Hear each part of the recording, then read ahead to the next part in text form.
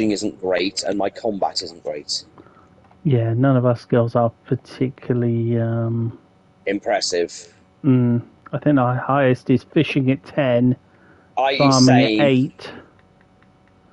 Yeah, my farming is at 8, my mining is at 6, my foraging is at 6, my fishing is at 10, and my combat is at 5. Stardew Valley Joja Farm. Year 1?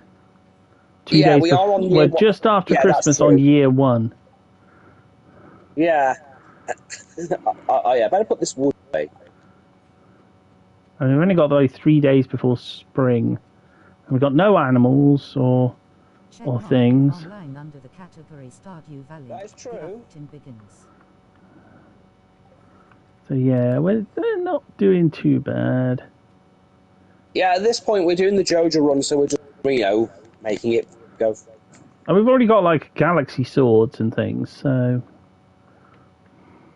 Okay, a star fruit has just finished planting. Oh, and some of our star mine is done. I mean, neither of us have got... I don't think we've got a big house. No, we don't have No, we haven't got a big house. We don't have a seed maker yet. Because we won't get that until, like... probably until spring. So I'm going to save this star fruit then.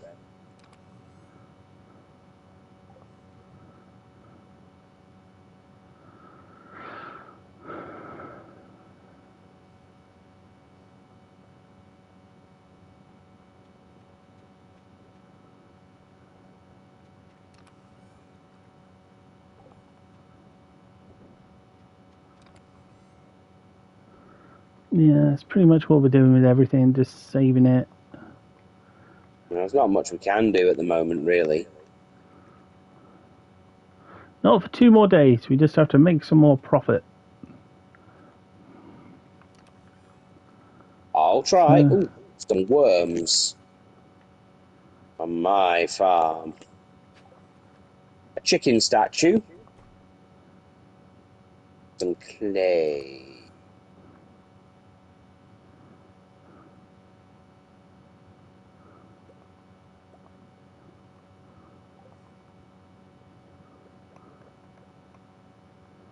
No, I didn't want to pick that up.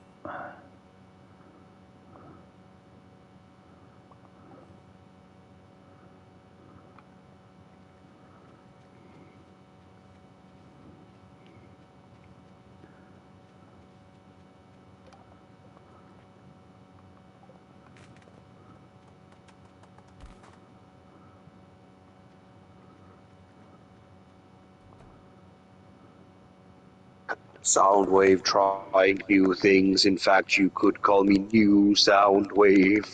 Oh.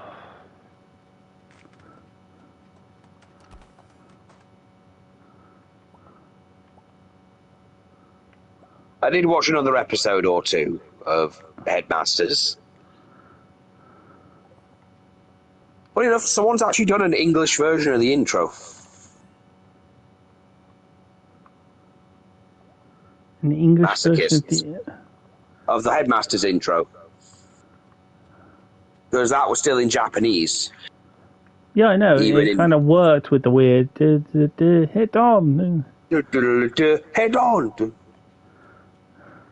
To be fair, I still prefer the Victory theme song. I don't think I know that. I know you haven't seen Victory or anything, so it's completely understandable. It did introduce the "Let's Say Go" the catchphrase, which is apparently just a Japanese thing. Let's say go. Let's see if Linus is around. I've got an axe I want to try on him. Oh, Liney! Yeah, Liney.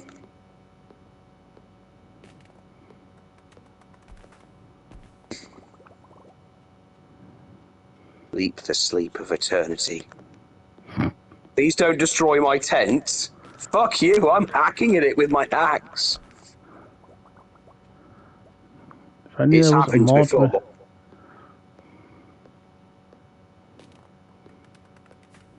Why is there not a mod to do that? Probably is.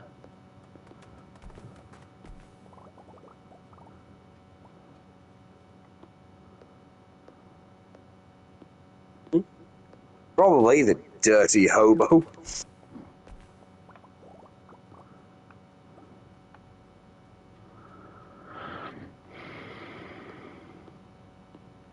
Dude.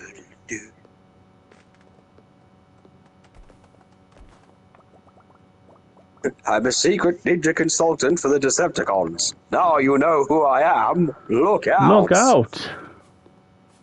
out! I still like the whole. Yeah, Sneaky. he's definitely great shot.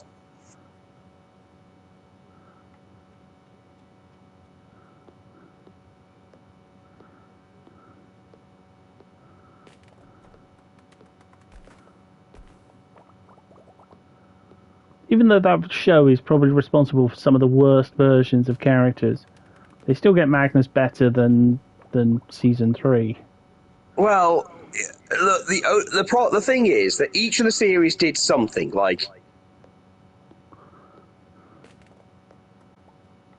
Whereas Super God Master Force is mainly famous for, oh look, it's totally not Optimus Prime. He just looks like Optimus Prime. Yeah. And Victor and Transformers Victory is remembered for both. Well, its villain, its hero, its protagonist, and also one of the better combiners. Because one of the few things I noticed with other combiners is they don't really, as I think we said before, they don't really focus on all of the team. It's usually just like a few members here and there. The only problem with Victory is the same as Super God Master Force and to a degree Headmasters. Omni They are very much. They all suffer the same thing, and that was the franchise was basically dead here. It was dead here, which is why again they didn't get a re-release even in English over here until much later. But out of all of them, when it comes to seriousness, it does seem like Victory was remembered more positively. If only because there's a series that started right after in Japan, which is a giant mecha series that used a couple of the old Victory toys as well, but started a trend. So Star Saber is often referred to in Japan as Brave Number Zero because he was considered the first. Mm. But that's a completely different thing altogether. Also, it's big enough. It's remembered fondly enough that toys of it can be made, and Hasbro have literally based half of their HasLabs on it. Like that's the thing. That's the weird thing is that people apparently have enough fondness for it that they're going to back $200 to $300 toys of like a single character. Yeah, but that's an international market, not just a. Yeah, I know. Yeah, I know. Not just Certainly not Western just a market. UK market. Actually, it was Hasbro Pulse UK. I'm not sure if it counts the Hasbro UK and the Hasbro US thing in the thing, but regardless, it still sold well enough. Mm. Well, well enough that it went way beyond its goal because it does the whole thing that Kickstarter does, where this is the bare minimum of backers we need to get to even get the thing into production. If we can do that, then we can add more tiers and stuff. And Hasbro's HasLabs aren't really always successful, funnily enough. The Star Wars ones always fail, as do the Marvel ones. And, of course, the giant Cookie Monster plushie they made. But they all failed out the gate, but the Transformers ones break all the barriers, although I think the only HasLab that nobody's happy about is the Robots in Disguise Omega Prime, because it broke the second people got it out of the box. Well, I remember a person telling me the reason why some of the ones the like the I'm trying to think of the name of the the Barbie ones fail, it's because they do additional things on those, like to vote and stuff on the things you've got to have to buy the things you've got to have a subscription if it is successful. So it's all a bit sort of. Yeah, because I did have to sign up with Hasbro Pulse, obviously, to have payment information and stuff. Oh no, this was like a monthly payment thing. Oh my god, yeah, I never had that. I never had that with Deathsaurus, funnily enough. Because I missed out on Star Saber and Victory Leo because it just wasn't something I was interested in. I did like Deathsaurus, so I backed that, and that was basically my Christmas present from Nicole. I was going to back Lio Kaiser, but thought better of it at the time. I do regret not backing it at this point.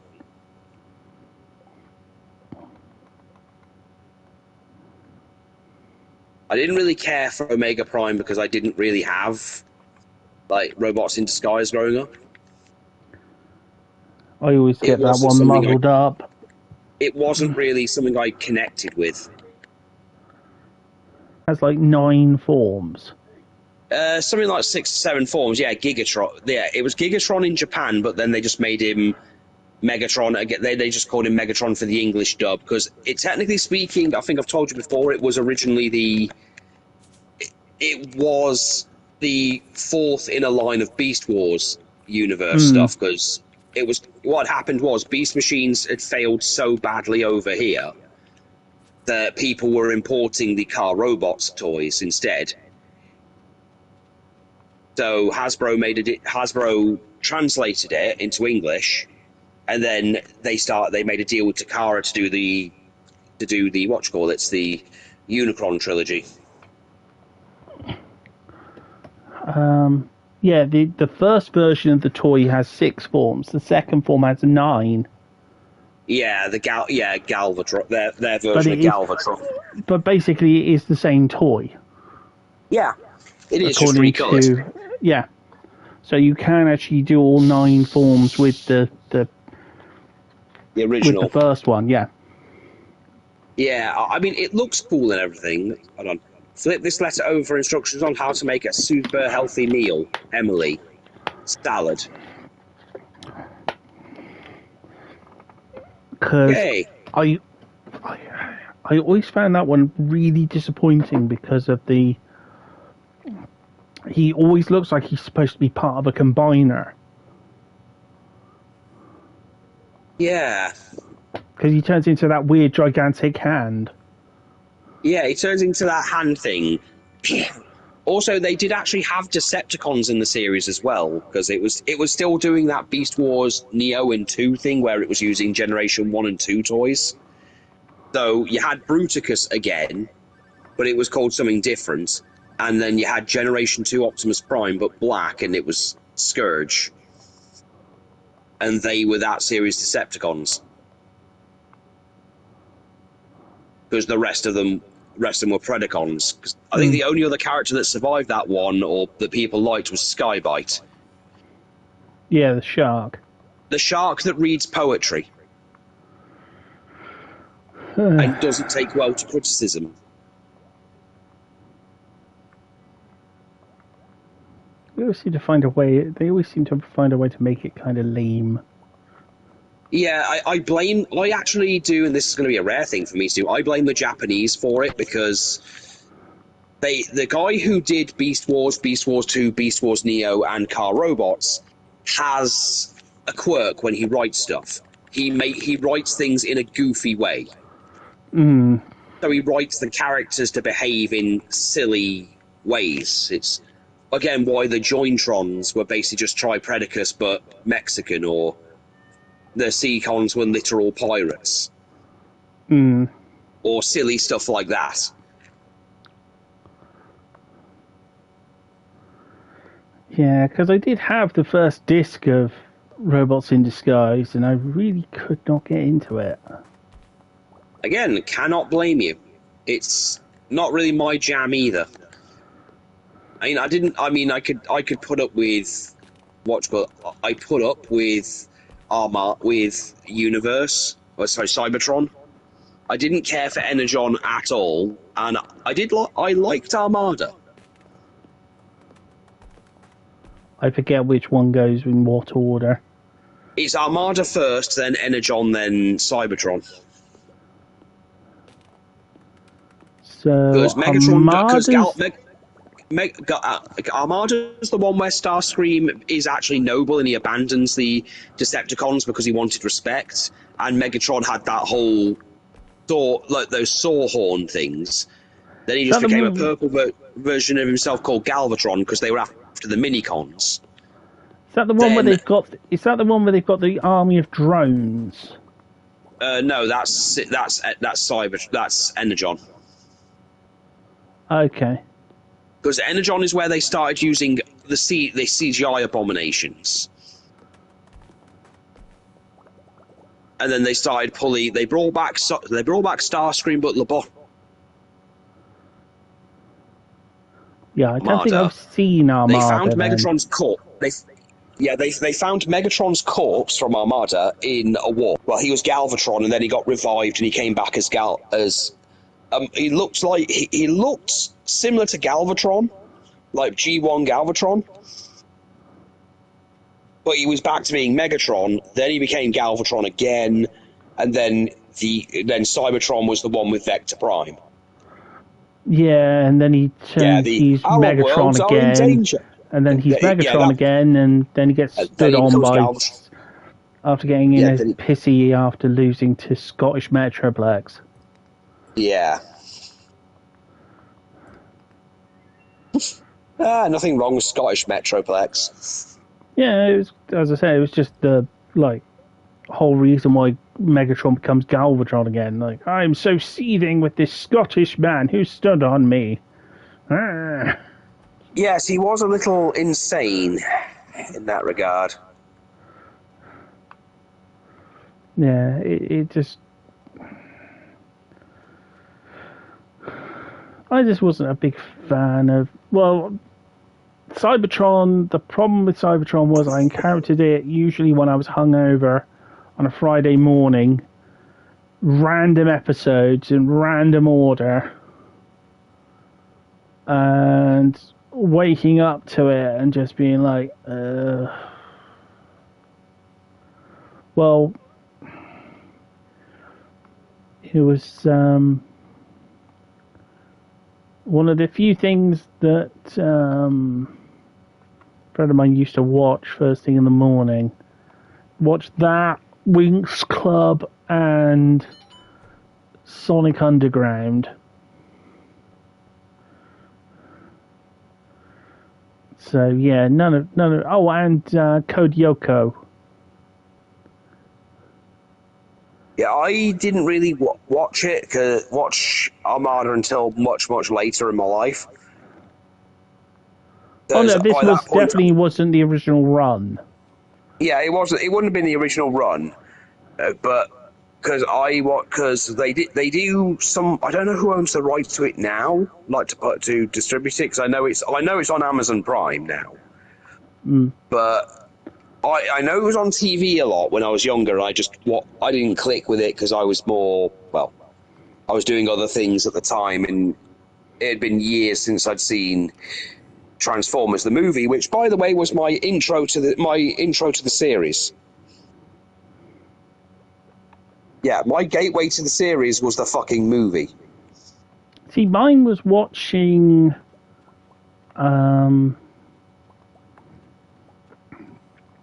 in its original run on UK TV on Whackaday.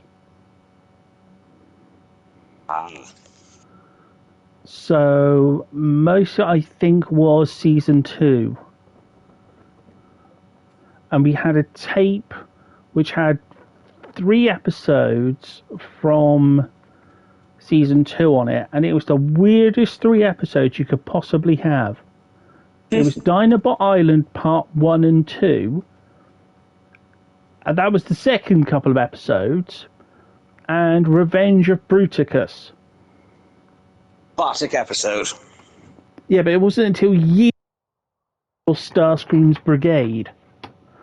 So So I didn't I really. was I remember my just friends like, telling. I remember why my is friend telling. Starscream suddenly on an asteroid? Yeah, because I'd watched the movie, and obviously I couldn't get the show. It's the same problem Linkara had, because Linkara does explain in his Transformers comic review what it was like in the Wild West of the internet, saying that Transformers was way before his time. He grew up with the Beast Wars, and he kept hearing about the Great War, but there were no ways to access it at the time. And he talks about the time he had to download individual episodes of Sailor Moon in parts to watch. This plays into a joke he does later about the floppy disk and Prime's brain, but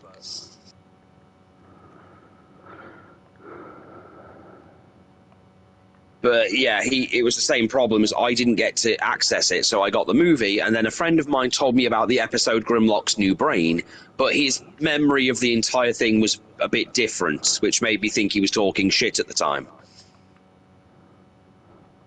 He did mention Grimlock became intelligent, but then made up an ending for why he suddenly became dumb again. Okay. Yeah, I found later. Yeah, that's. I was like, okay, cool. He's back to being. Yeah, cool. There's an actual episode where Grimlock becomes smart. Cool. I mean, he doesn't become smart in the way that they claimed he did, but it's still there. Lock.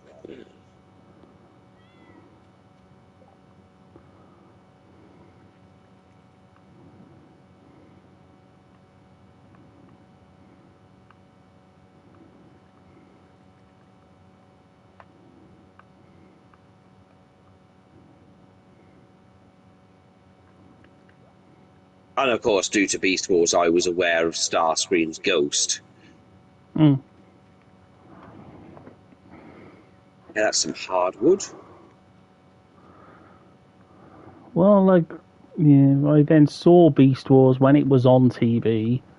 Same, but I got disjointed episodes. Everyone got disjointed episodes. There wasn't a way of not getting disjointed episodes. It was shown at a frankly ridiculous pace. Didn't help that I had a friend who, again, would make shit up, and when I asked, I had never seen the first episode, and he kept insisting to me that the Beast Wars characters were the G1 characters.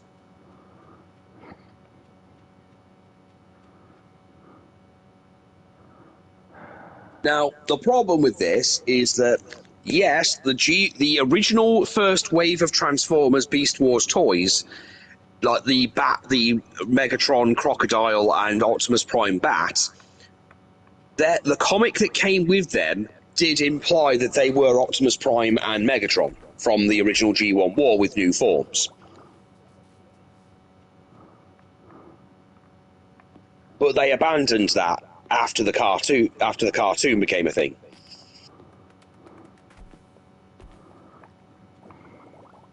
Plus, the toys were put into manufacture probably before the cartoon was finished.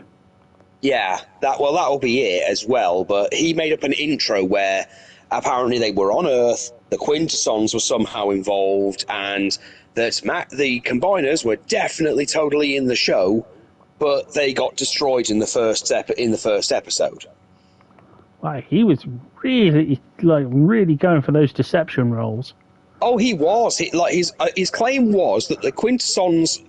Well, here's the thing. He had a figure which I now learned was a Quintesson, and his idea of the plot, which, by the way, now I listen to it, I'm like, I don't even know why he even tried to lie about it and didn't just say, yeah, this, I don't know, I haven't seen the episode. It was, oh no, these things that he had a Quintesson toy, said, oh, this came with my Beast Wars toy, and I'm like, okay, I've never seen one of those, and it was a Quintesson, clearly. I don't know where the fuck he got it from, because I've never heard of them making a Quintesson toy until Earthrise. And he said, "Oh no, they were mutated humans that were on the Earth and whatnot, and they go to war with the Autobots and Decepticons, the Maximals and Predacons." I know it gets so fucking ridiculous. I know. Looking back on it, it's so fucking ridiculous now with the internet as well. But then the Combiners like fight Bluff them, and they end up check. getting sucked. Yeah, then they get sucked through a portal, and Megatron shot a blast through, and then it was meant to be a mystery whether or not he'd accidentally shot one of the Combiners and killed them or something, and that's why you don't see them in the show. And I'm like, yeah, I don't. Yeah, that's bullshit. I learned that now. I learned now that that's bullshit. Obviously, as I got older and got more access to the Beast Wars cartoon, like, yeah, that never fucking happened. Well, it was only years later I saw Code of Hero. Exactly. I was extremely surprised when I got to... Oh, what was it? I bought the DVDs, I think it was, when they came out, and it never included Code of Hero. Yeah. It was just suddenly... suddenly Dinobot was suddenly gone. Yeah. Sorry, hon. Sorry, we just had to put Lizzie's lever off. Yeah. Ooh. Oh. Well, again, I never saw. The funny thing is, the one episode I didn't get to see, apart from the first episode and the last few, was the one where Starscream takes over Waspinator, or Starscream's ghost, or the one where Ravage turns up. By that point, I wasn't watching the show after Code of Hero. Well, yeah, it wasn't shown. Well, no, it was shown. It was only shown during school holidays. I only happened to luck on it and catch the last episode. Okay, I've got some pumpkins, by the way. So if you want them, wrong save. Okay. So can we sell them, or do you want? Yeah, sell them. It. Okay, you know what? Fuck it. My things are empty, so I'm going to ferment these fuckers. Yeah. Remember, we're just trying to earn 500,000. Yeah, I know. I'm just. We have so many saves. It's. I know. It's just. I'm going to put this ancient fruit away, though. Also, I was watching the by Faces of Fear this morning this afternoon after talking to Ollie, and just finding myself chuckling at the voice that Cyclonus gives when he's trying to convince them to give up their energon. That's right, Decepticon, give, brothers. Give until it hurts. Give! Yes. Yeah, I found Cyclonus' voice was very inconsistent in some episodes. Yeah, that was probably the weirdest voice he does. Well, one of the weirdest. I mean, other than that, yeah, I watched Web World because of you have to watch Web World, where Galvatron is at his worst. Well,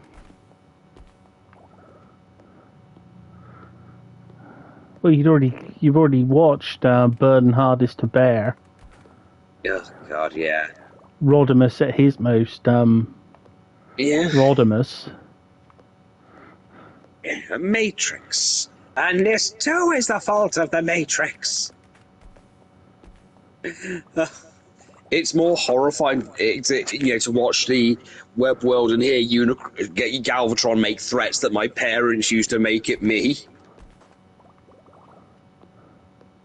I'll give you something to scream about. Ooh, that's Dark, I know. Yeah, that's dark.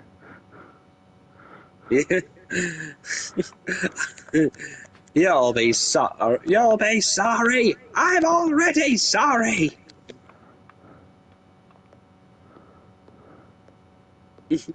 Cyclonus, I'm going to destroy this planet. Do not try to stop me.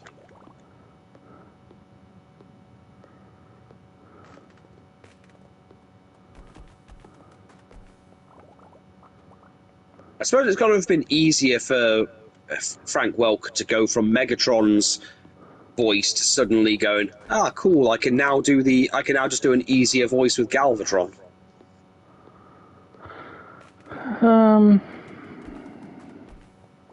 Well, I don't know. he's gone over the method of how he had to go through a very specific method to get Megatron's voice, which he referred to as the two men in a cave technique.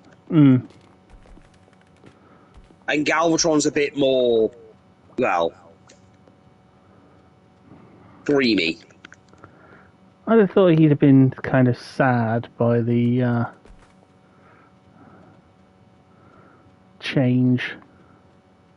Well, they literally replaced most of the cast for that one movie with celebrities, and then had to go back to, okay, we can't have Robert Stack anymore, and we can't have Leonard Nimoy. So let's go back to having Frank Welker.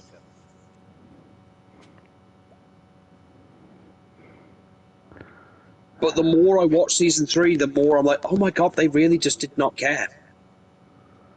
Animation-wise. Well, yeah, it gone to. It was the worst of the. Like there was a particularly egregious freaking animation house from season 2.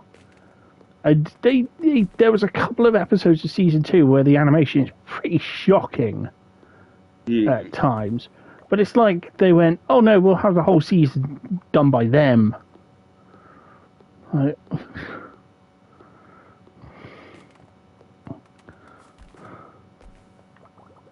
I mean, I know Carnage and C Minor gets a lot of flank, but even the Dark Awakening and Return of Optimus Prime don't work together.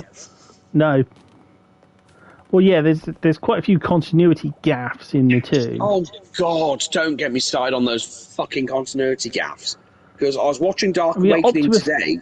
Optimus Prime at the end gets his arm blown off, half his face torn off. He's also seconds away from crashing into the asteroid that the Quintessons are at, while going till all are one. And it's implied he's either alive just as he hits, or he's just about to die. Then all of a sudden, not only do Gregory and What's-Her-Face turn up, but there's no Quintessons. Prime is dead, and his body is intact, effectively. Yeah. Not only that, the protector bots go into that building, and they don't see his body in there at all.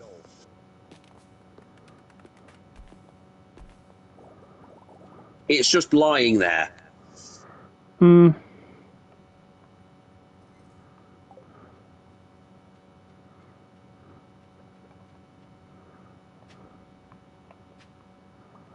Yeah, because he was very much awake when... Yeah, before he was killed, he was regaining his consciousness and his sense of self while fighting Rodimus. Because I think oh shit!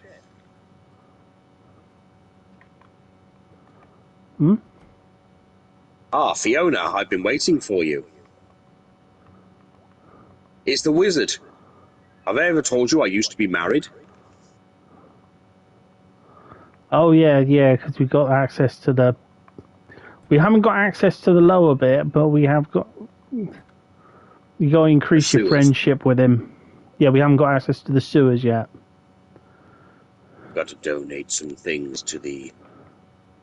I did just pick up a prehistoric tool, funnily enough. Yeah, I just picked up I will say one of the only things I do love a lot from like the faux season 4 is Cyclonus offering his Decepticons to the Nebulans, and then he just shoots and goes, "You will do as I say, or you'll die."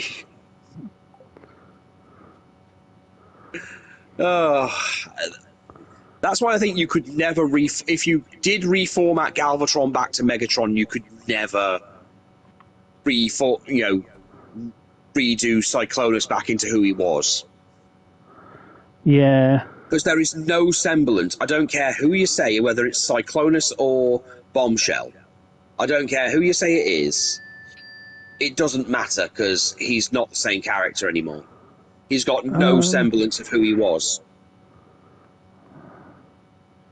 I'm trying to remember if it's one of them does, but I can't think who it is. It's Scourge. There was only two sweeps and Scourge. Oh no, Yet no, in it later was. series, there's Oh, way too many because Bombshell. Because there's also the fact the Insecticons do return a few times in season 3, so it could easily have been a drone that was killed I was or thinking injured. of Skywarp. Yeah. Because they say there is a better case that it's Skywarp than. I do. I believe that as well because subsequent media has tried like the identity of Cyclonus has either been a mistranslation from the script where Cyclonus in the Marvel comics claimed he was born from a character called Lifespark, which was Simon Furman misunderstanding what sparks were, and an earlier version of the script. There's the belief that he was Skywarp because in some versions of the comics where he's come back, he gets his memories of being Skywarp back and he gets his ability to teleport back. And his attitude is more like Skywarp in the terms of the deep loyalty. I have seen an argument that Skywarp was the first Decepticon awakened in the G1 cartoon, and the first thing he did was try to bring back Megatron. He's always been loyal. Yeah. So, but I still put the fact that he has a warrior's personality, because Unicron does claim to Scourge at one point, what I gave you I could take away. But what that entails is questionable. Because that also implies that it could be taken away from Cyclonus as well. But Cyclonus' personality, even if he has the loyalty to Galvatron, he's still a different person to Skywarp and Thunder or any of the other Decepticons. Yeah. Because he's powerful, he's loyal, he's a tactical genius, and he does have that warrior's pride, like when he won't let Ultra Magnus be killed by being sucked out of a ship. I can't say Skywarp would have done that. Well, yeah, I'm not saying their personalities are. Oh no, identical. I know you're not. More like what you're getting is like you would maybe have Skywarp's memories, and so therefore have some of the personality traits, but not all of it. I mean, I still go with in one of the Marvel comics, or in some cases, they do claim that the Decepticons that were sent with Megatron were dying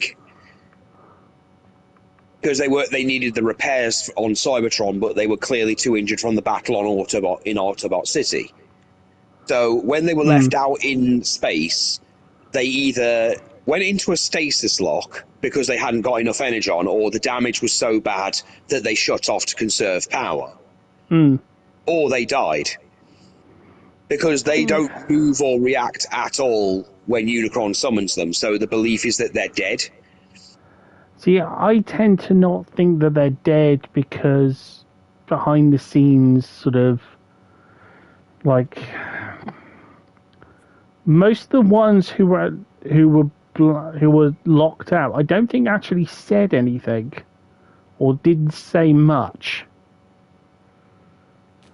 Well, it was Skywarp, Thundercracker, and all three Insecticons. So only the Insecticons spoke out of them.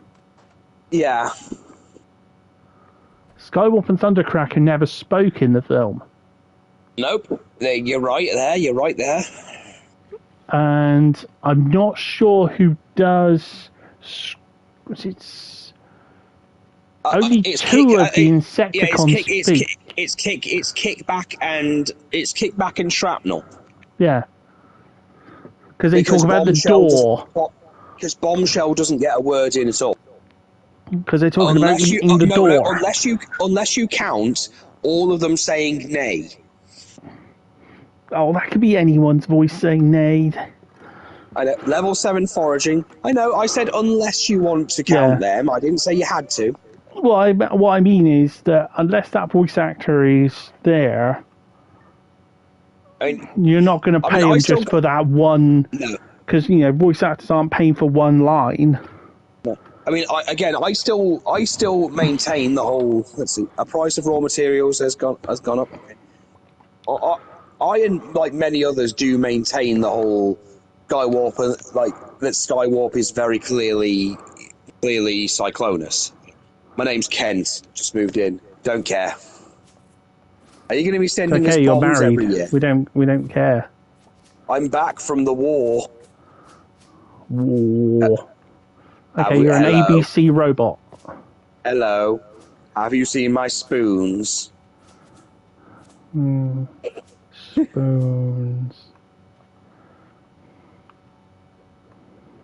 I like spoons. But it seems that a lot of other people do take the whole Skywarp is very clearly, Cyclonus.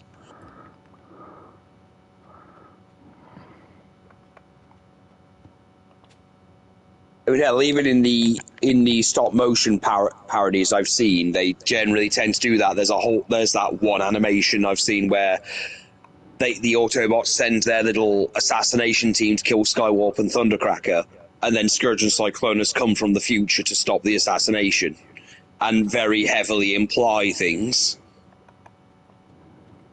Until Starscream turns up and he figures it out right away. And like, how do you figure that?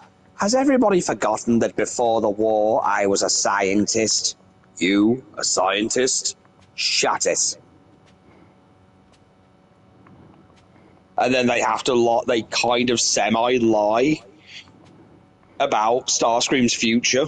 When they're like, the leader of the Decepticons doesn't need to bother himself with such trivial matters. Leader? Yes. Oh yeah, we were there at your coronation. Coronation? Did I have a crown? Oh yeah, you had a massive cape and shoulder pads. And a crown? Oh, believe me, Starscream, people will be talking about your crown for centuries.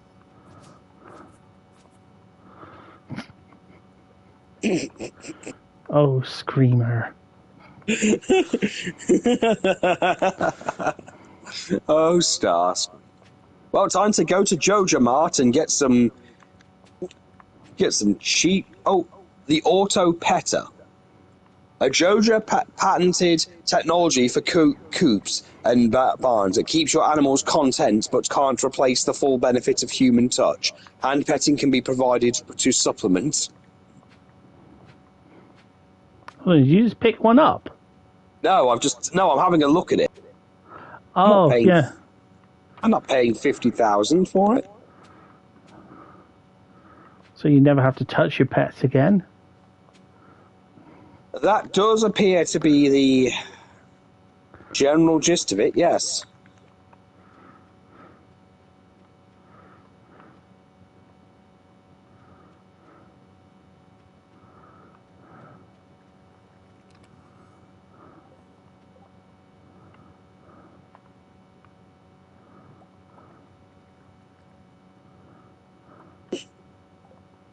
Now, supposedly my second favourite is the one where Wheeljack is somehow alive because they didn't check him. It turns out I had better things to do that day than die. That's right, Springer. I'm talking about you. Sit in the corner till you think about what you fucking did. Then he makes the primerizer that fixes Rodimus.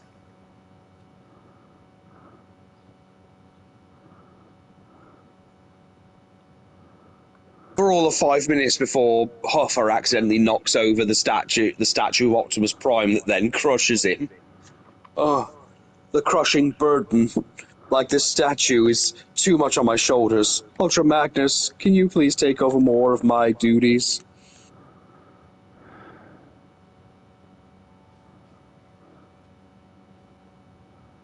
I just think I should maybe retire and give this back, give you the Matrix like it was given to me. But I did, but you did. I didn't give it to you. You took it from Galvatron, who took it from me.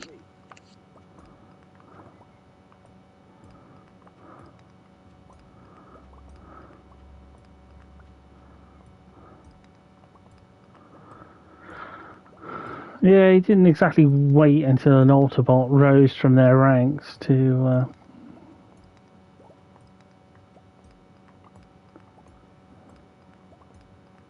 Things were not this way under Megatron. You mean Galvatron? Oh, what's it matter? Whatever. They were the same guy. I love. Oh, Astro Train.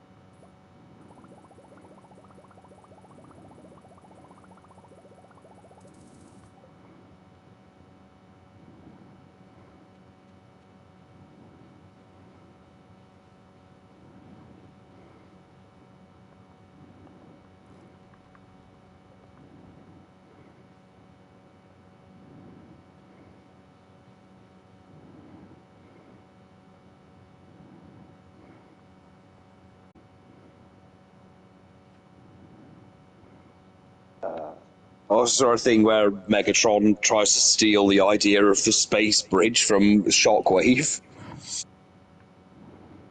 Wow, Megatron, this space bridge looks very similar to the idea that Shockwave had. Yes, it does. But it's not. I've got patenting on it. Then when Spike and Bumblebee try to escape, he just screams, "No, they're running away with my idea that's mine and no one else's."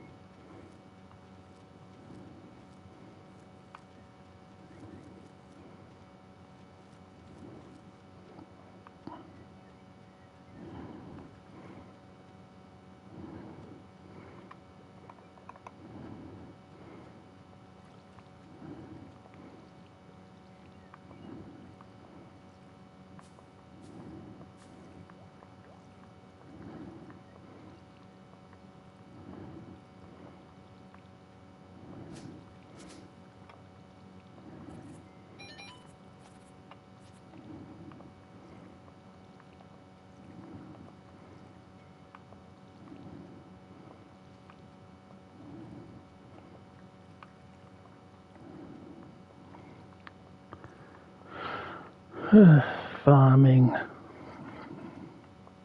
I know, I know.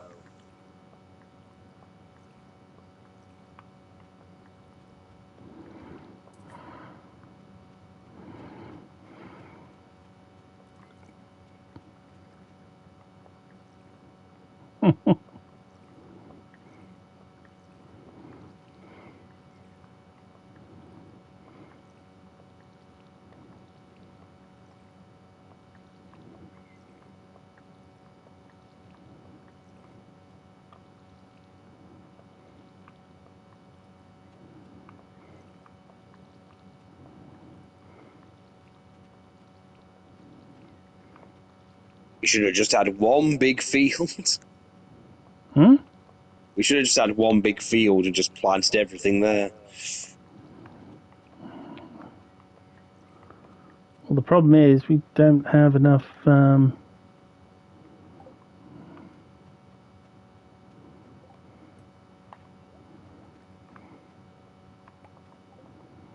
sprinklers and stuff for a...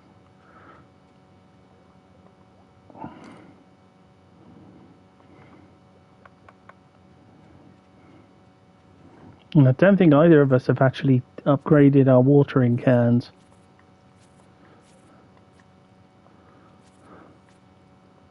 Unfortunately not, no.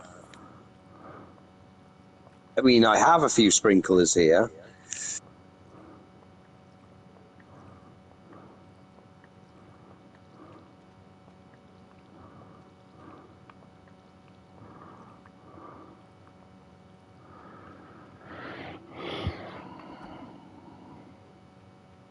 Let's expand on once the preservative jar is empty.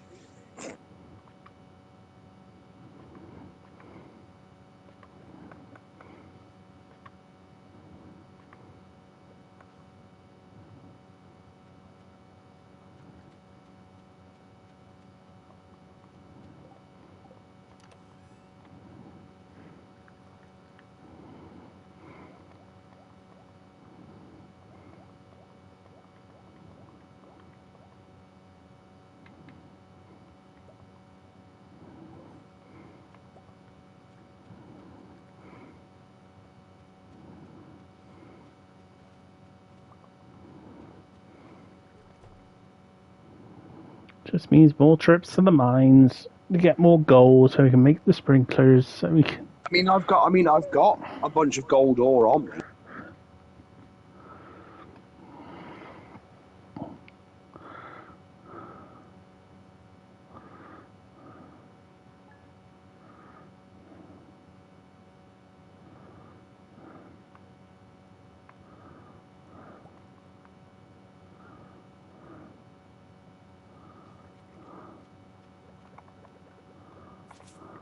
Yeah, I've got like 118 gold, I think. Yeah, 118 gold ore.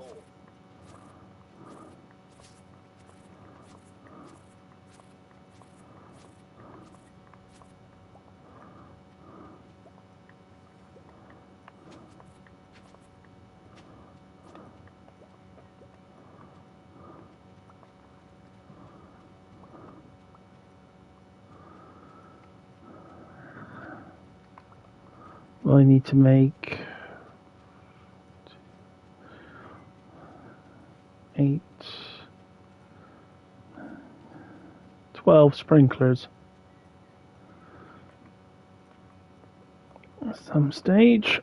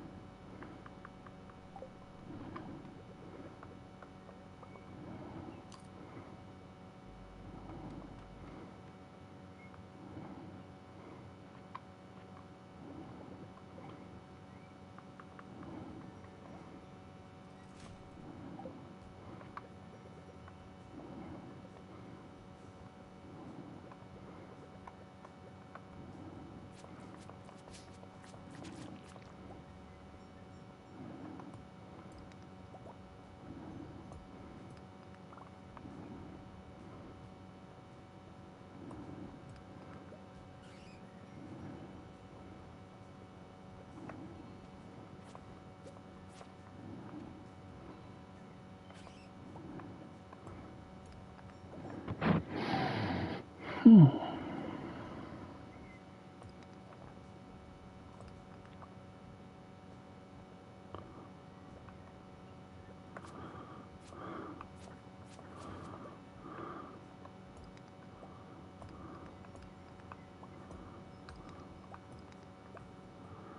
one weird thing did happen this week.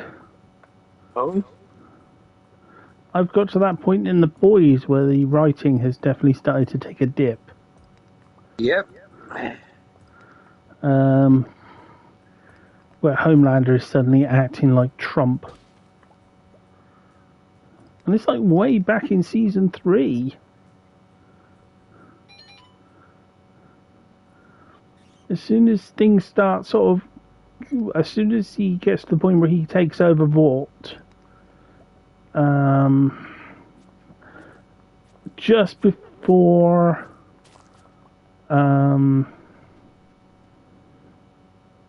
Soldier Boy turns up, that little rant he does on TV. The I'm special, I'm not like you thing. Yeah. The childish nonsense, and then the everyone expecting it to just be sort of rejected, and it's accepted by his base, and his popularity goes up, and it's like, oh yeah, you're just going for Trump now. What do you think of Soldier Boy? Well, he's not really done much aside from murder people and be kind of evil Captain America. I know, right? He's kind of like a lot of characters in this, just kind of one note, kind of boring.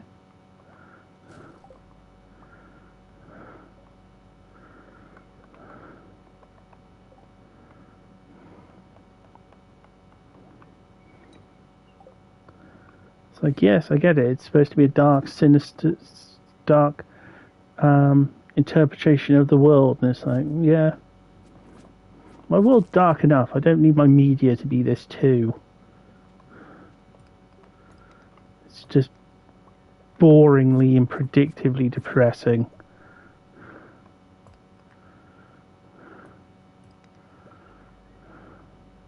It's a world where everyone's a scumbag. There's literally one person who hasn't just been a dirtbag who hasn't been murdered straight away. Because pretty much every other... What's his name? Shockwave?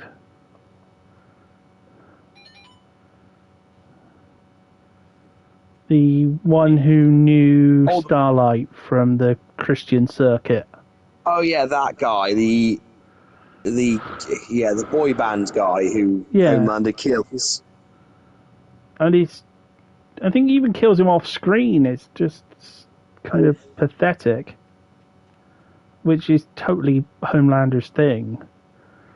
He's just kind of a pathetic person. Yeah, I didn't quite make it to the house. I forgot how far away it is.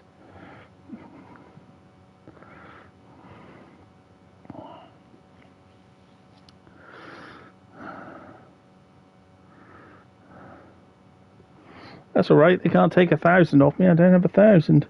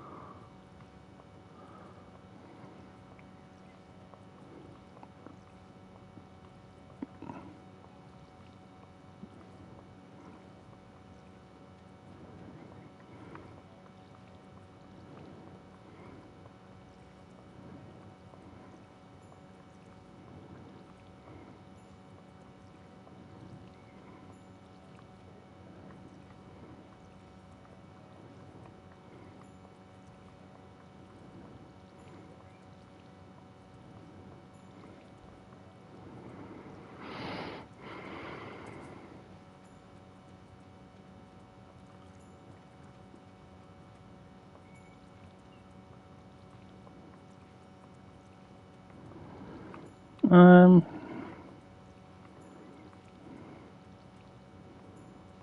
I'm kind of waiting for the payoff of Huey's 24-hour powers to whether that's actually going to be something interesting or funny at some point, because so far it hasn't been. Oh yes, his teleportation shit. Yeah, it's just a way of getting his kit off. It's like, okay, you went that way with it. Apparently they did. Are we going to have a follow up to this joke, or is that the whole joke? Because at the moment, that's what it seems to just be. Like, that's the only joke about it. It's like, oh, he's naked. Yeah, honestly, for me, Kamiko and Frenchie are the only interesting parts of the aforementioned boys. Yeah. And Frenchie was kind of boring for ages, and only just seems to have got interesting. They just kind of went for the... I know what they were going for, and it's so freaking dated. They were going for the whole, he's the film noir French stereotype, the, oh yes, he has multiple lovers, and he's a bit aloof, and sort of like, oh, come on.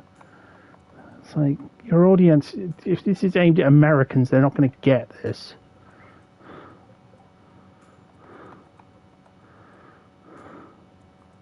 And of course, the Deep continues to be obnoxious as shit.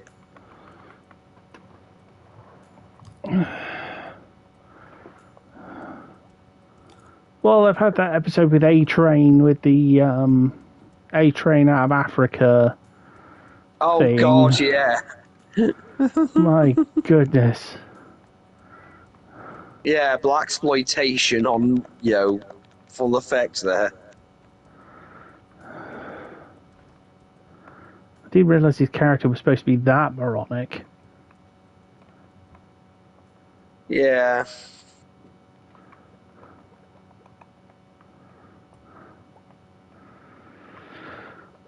That he actually didn't think anyone would sort of be pissed with him about that, even after, the idiot. Oh, freaking.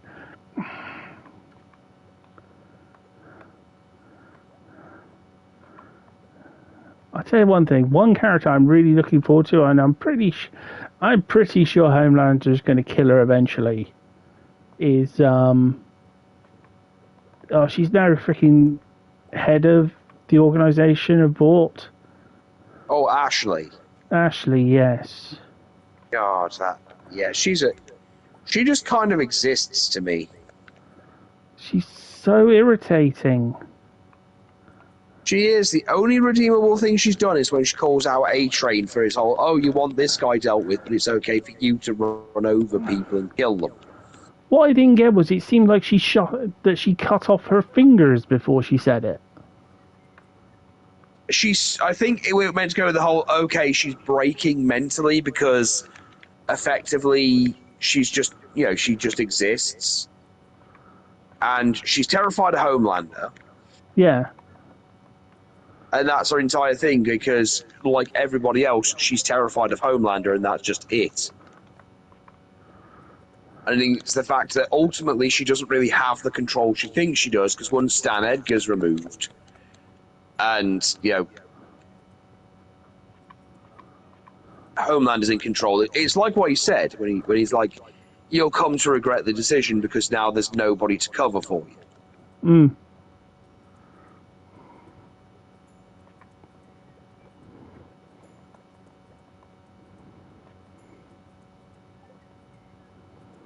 I don't think there's really anyone to cover for her anyway. Well, the thing is that Stan kind of knew how to run the company. It's just as he was saying, he was trying to get out of the superhero business because Stan. Yeah. So he saw it as just a giant daycare. It's why he's harsh as fuck with Homelander. Yeah, because you're just failed product. Yeah, you're just a bad product. Yeah. The And the problem whole thing when he's I think the problem I have with him as a character is why they picked that actor. It's too much like his character from Breaking Bad. It's just the two characters kind of merge together. It's a bit. Yeah, there is a bit of similarity. I mean, I do like him giving snark to Homelander because he is the only character for a long time that even can. Yeah, Like when he's getting upset about Starlight and they're like, I think considering what you've done, you should be lucky we're even doing this farce at all. But hey, it's your birthday. You can cry if you want to. yes, that was one of my favourite lines from him. I do love his whole thing with him when, after his daughter betrays him and he just still keeps that cool demeanour and he just still gives him the business. Well, have you ever seen his character in Breaking Bad? Yes. You know how he dies. Yeah. He's literally had half his head blown off, and he's like, just does that very cool kind of, straightens his straightening suit out his suit. and then just collapses. It's like, Thanks. What good would that do me? Where would it even go? That empty, cavernous pit of insecurity you call a soul? and he even seems like the type who has at some point tried to like. He seems like someone who did actually try to get Homelander to do things the right way at some point, but he's so burned out that it's just. Well, it's more that he runs the company like an actual company. That's his entire thing, and it's like what he tries to tell his daughter, that Homelander needs to learn that there are rules. Because Yeah, the problem is that he's trying to run the entire thing like it's an actual business. Because you've probably seen in the flashbacks for Black Noir, if you've gotten to that point, where it shows Stan Edgar was already planning to replace Soldier Boy when Soldier Boy became too much of a problem, and you've seen how bad Payback were in Kuwait when they yeah. pretty much almost got everybody killed by being idiots. The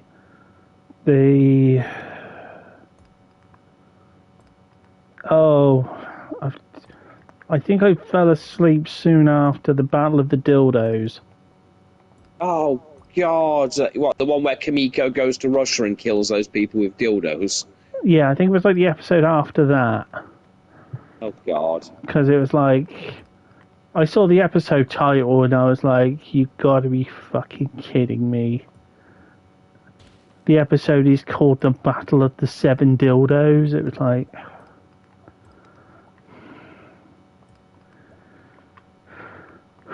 It's like that line Ollie said about it's like a kid who's just discovered swearing for the first time. Yes, it does come across like that. So they've just discovered there's this thing that women put in their vagina. We've got to have 7 of them based off the superheroes, the forbidden things, and that being the whole reason why they went to freaking Russia, because they thought that those were the blinking weapons that killed Soldier Boy. Just the stupidest things. I mean, to be fair, Herogasm was childish just because the whole mother's milk getting covered in jizz. Like, just wait till you get to like the fucking bit in season 4 when they make the virus to kill Soups and they go and see a retired one, and he's like a rock man that comes lava. And he's done it, so he's gooned for so long that it's hardened around him, so he's stuck and can only communicate by blinking his eyes into one of those speech computers.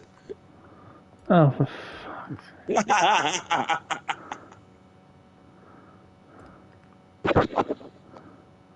I think I've realised who the boys are in this. It's the people who made it. Freaking childish.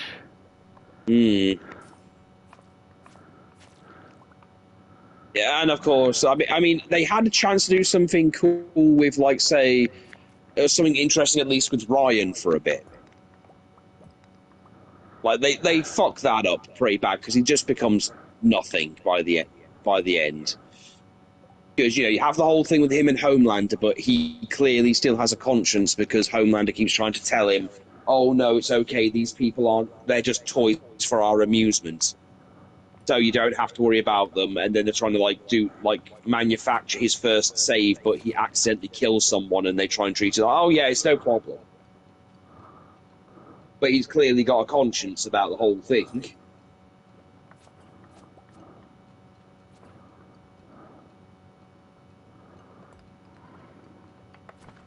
I mean, let's face it, Homelander. Well, I mean, for fuck's sake, Homelander got annoyed one day and tried to tell a suicidal teen to kill themselves. Yeah, it was the day that it was his birthday. Yeah, and he's upset because he knows he doesn't really have one. And then he finds out that Stormfront killed herself. Yeah.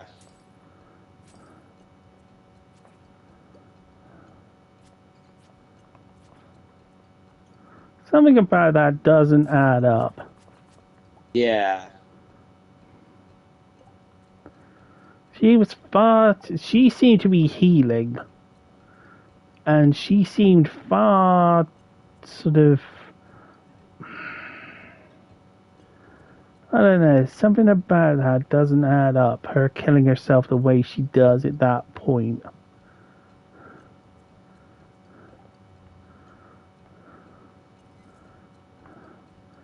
If someone said to me like later on, "Oh yeah," they find out it was like a pull-up job or something like that, Yeah, I I don't think they ever answer what happened with her. because her just suddenly biting her tongue off after seeing him doesn't quite add up. Hmm. Because she was upset when he left, but he did seem to imply that he was coming back. And I don't think she would have given up so easily. Not straight away, not like that.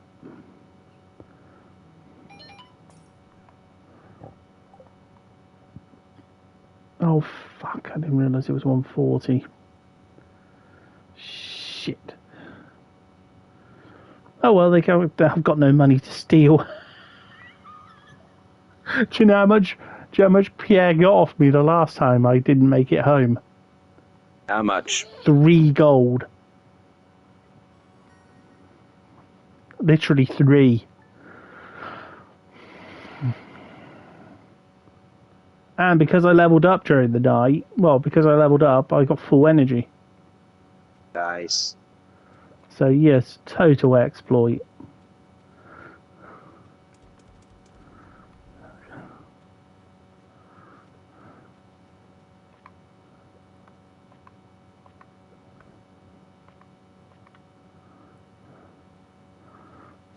I can make my sprinklers.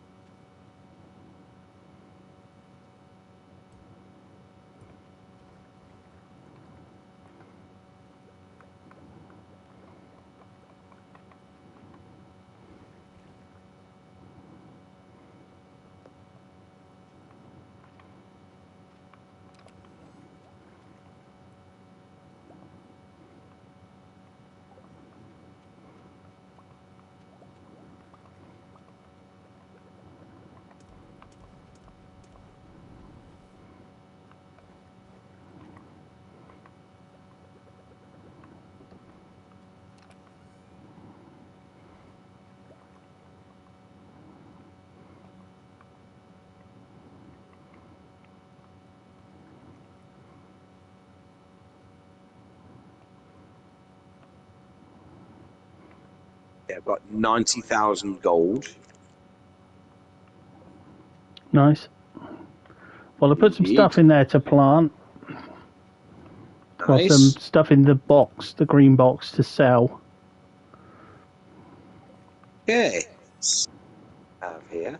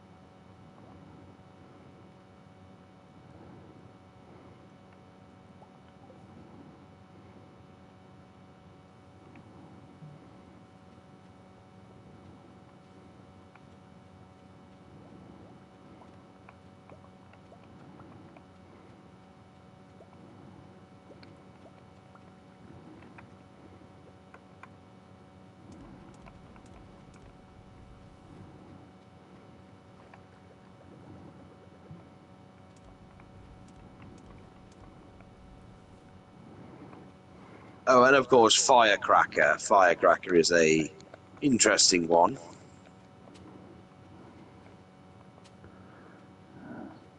That really southern hero that's really over the top racist. Oh, freaking Blue Hawk was annoying me. Oh God, Blue. Freaking Mega Well, it'd Man be looking bastard. the guy who's way too racist.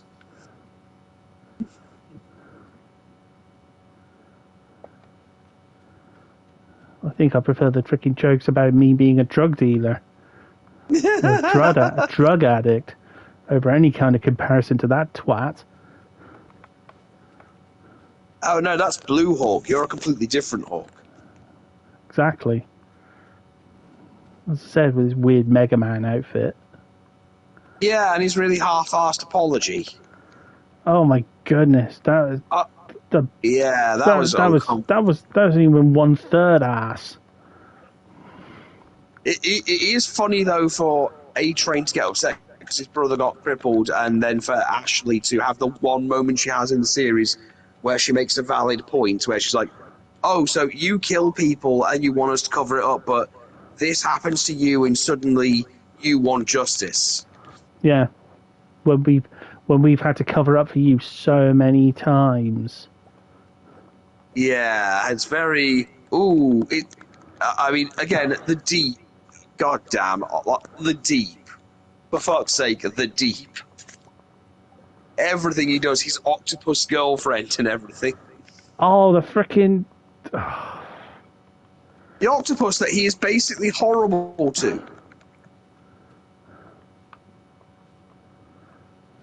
well, the octopus basically who has the cuck tank. Oh my gosh, you're right. It's above his bed. It's a cuck tank. It's not just that, he keeps her in the It's a closet. cucking fish tank.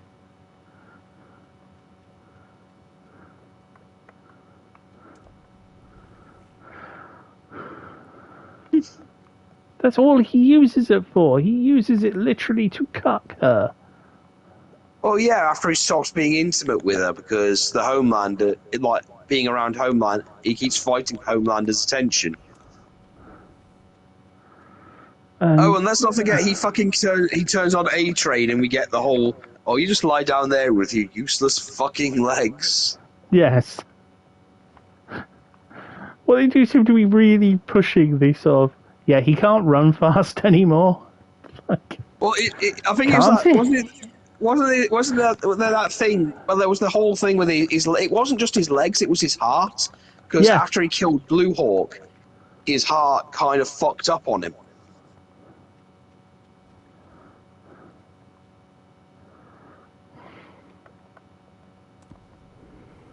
Oh, no, I think it was before then because he started having some problems a couple episodes Yeah, before that yeah, with because they his were planning to heart. replace it. They were planning to replace him as well with like someone else anyway. Yeah. Ugh.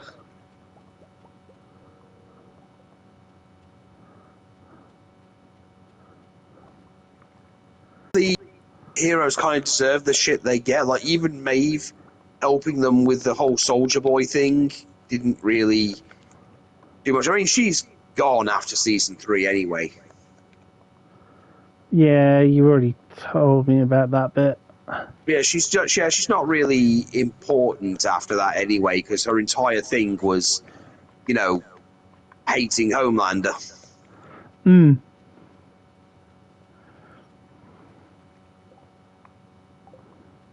God, yeah. Have you gotten to the stuff of Black Noir having hallucinations of cartoon characters? I don't remember that. Black Noir's just buggered off. Yeah, the whole thing he hears about Soldier Boy, he just silently rips his chip out in front of someone and gives it to a random Asian woman. Which I thought, well, that says it all. Just after just after he'd had that heart-to-heart with Homelander, who's like, yeah, you're going to be there for me, aren't you? I couldn't have anyone better by my side than you. You're always reliable. Very next thing, he's like walking out the door as quick as he can. It's like, immediately thinking of that line from Ghostbusters 2. Oh, Charlie, did you back the wrong horse? Well, there is an episode where, basically, because Black Noir doesn't speak at all, so you have these little cartoon characters that only he can see that help him deal with his trauma. Yeah. And they even go so far as to recreate the moment to show why he's scared of Soldier Boy.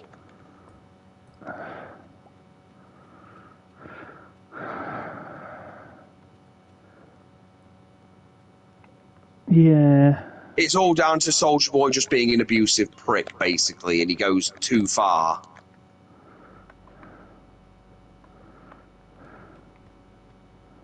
So I take it you haven't gotten to them helping Soldier Boy find his former team? They've only found the Countess. Oh yes, Crimson Countess. Crimson Countess. Yeah, I thought Ollie'd have opinions about the things he says when he's in when he's in that apartment, when he's asking where's the source? They don't make that anymore. Why the fuck not? Or saying how much you like Bill Cosby. Yeah.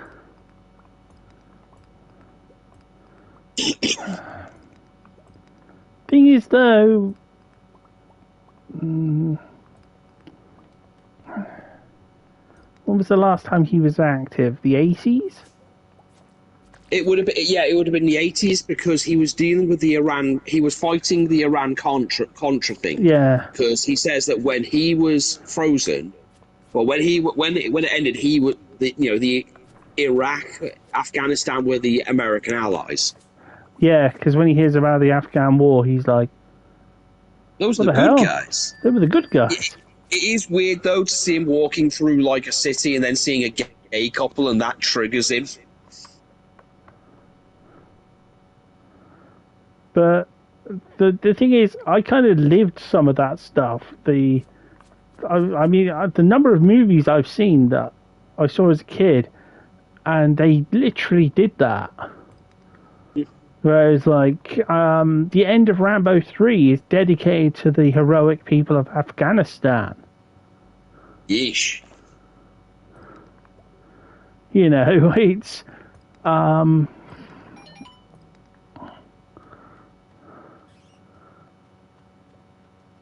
Well, again, my understanding of the entire thing, again, I wasn't as versed in American politics, but I've seen the American Dad episode where they explain Ollie North, and that's embarrassingly how I know about the Iran-Contra situation. Well, yeah, that was a very dodgy thing to be doing, selling missiles to Iran and then using the profits to giving the profits to the Contras. Yeah. I just love that line in the song where it's like, "You'd always be a grateful ally." They'd always be a grateful ally. Because what they did was technically High high treason, treason. But it was but it totally was totally justified.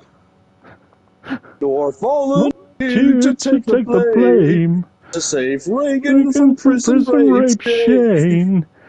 The truth he did bury with his hot secretary. Thanks to a shredder. He got off totally scot-free. Holy North. North. He's a hero. He's and a hero. hero. And a And a novelist. novelist. And now he's on Fox News.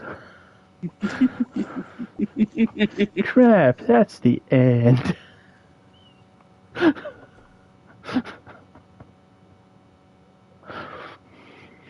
There you go. The audience never gets that normally on a Wednesday night. A bit of karaoke. A weird out of sync duet. Yes.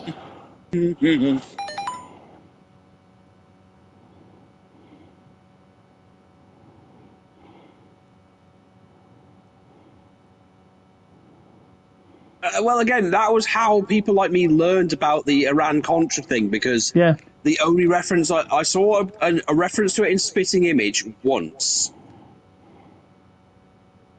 When they're saying, breakfast with Oliver North. How would you like your eggs, dear? Shredded.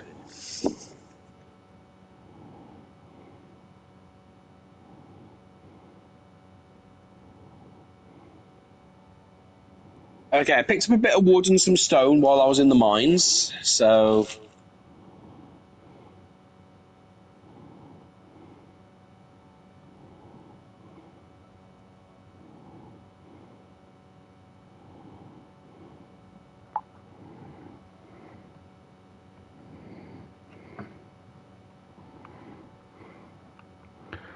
Yeah, I picked up a load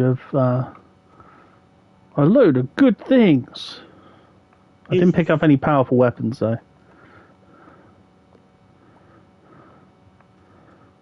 Ah, did we pick up the ruby necktie?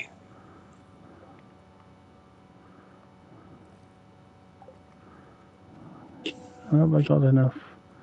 Ah, I've got... Okay, have we got any quartz left? Oh, do you need quartz? I only need 4... I just need 4 refined quartz. So if you've got either... I've got 14 quartz. Or a couple of fire quartz, because you can refine them into multiples. Okay, I've got 3 refined quartz.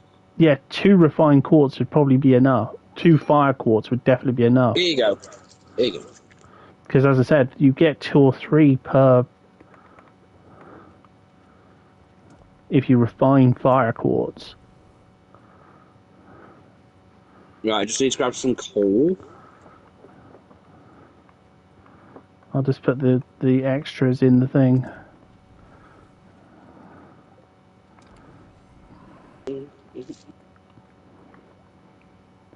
Well, I needed to wait for my crops and stuff, so I thought I'll just make my stuff at the same time. Then I'll get a few spares, which will be useful.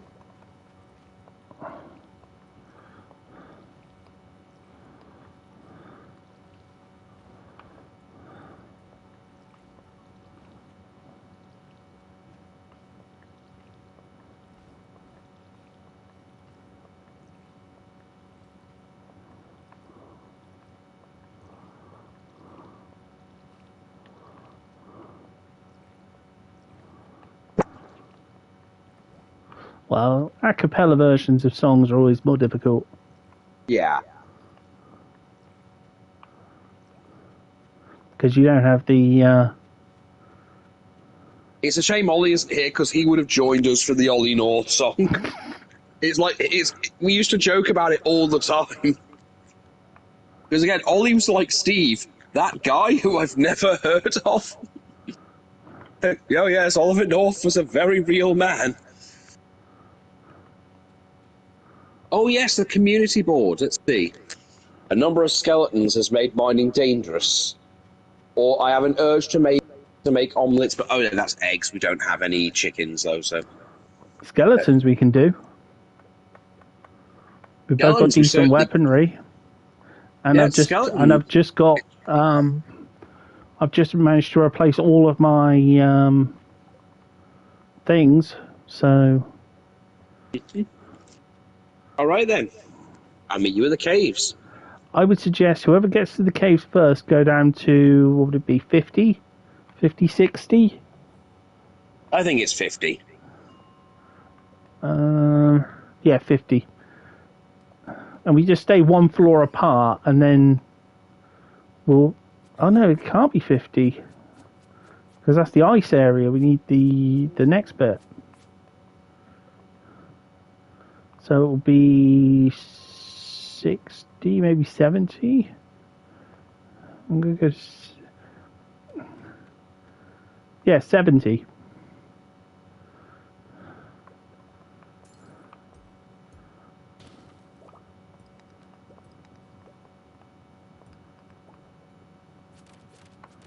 So if we beat this one together, what I'll do is I'll go back up.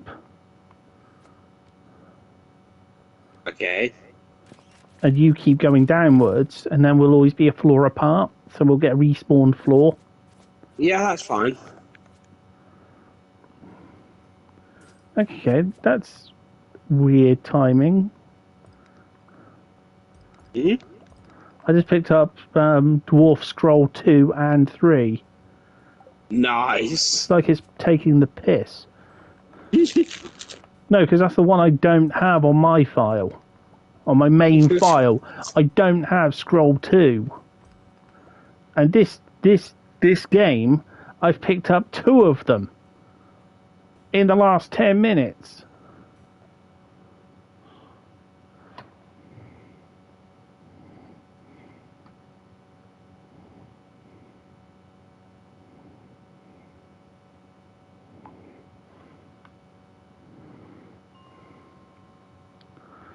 Okay, so I'll go put down to 70. There we go. Then by the time you get to, like, I think it's 80, which is the end of this area with the skeletons in, you'll be able to go back up to 70 without interfering with my run. Okay.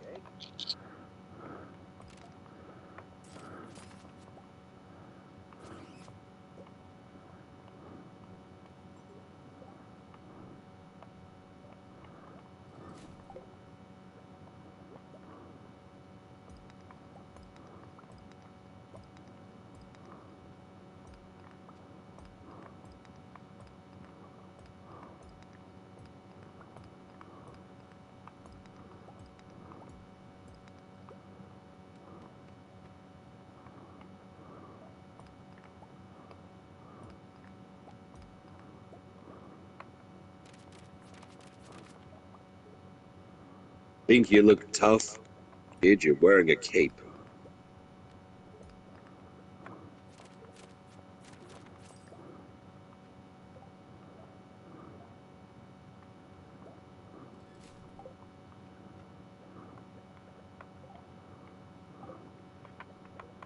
Oh, just got a bone sword.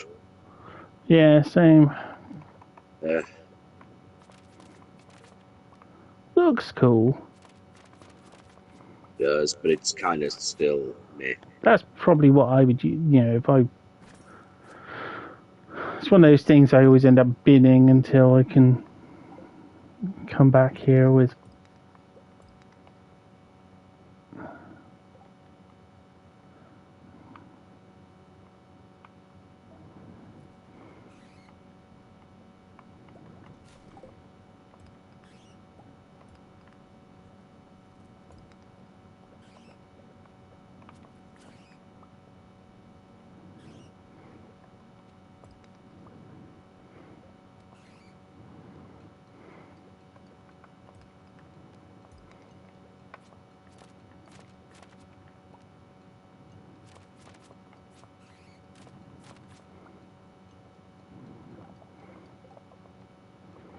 Okay, 19.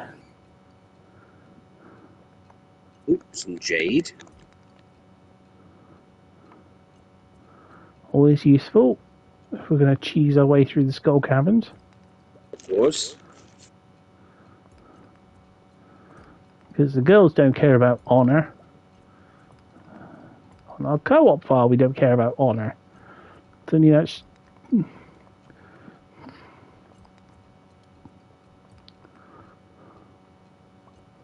Honor when it comes to a giant cave full of monsters is well, subjective at best. I would honestly argue that it's just being stupid. It's How like dare you other use the monsters. H word? Yeah, basically. You think the monsters that fight us in the dark are gonna give a damn whether we got here honorably or not? They're still gonna murder us anyway.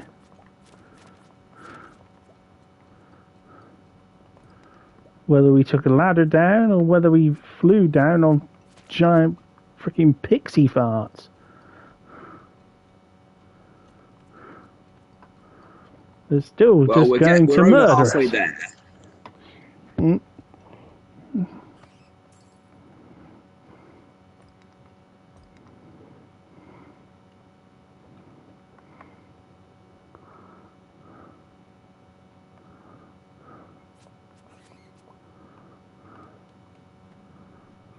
Ah, I caught up to you.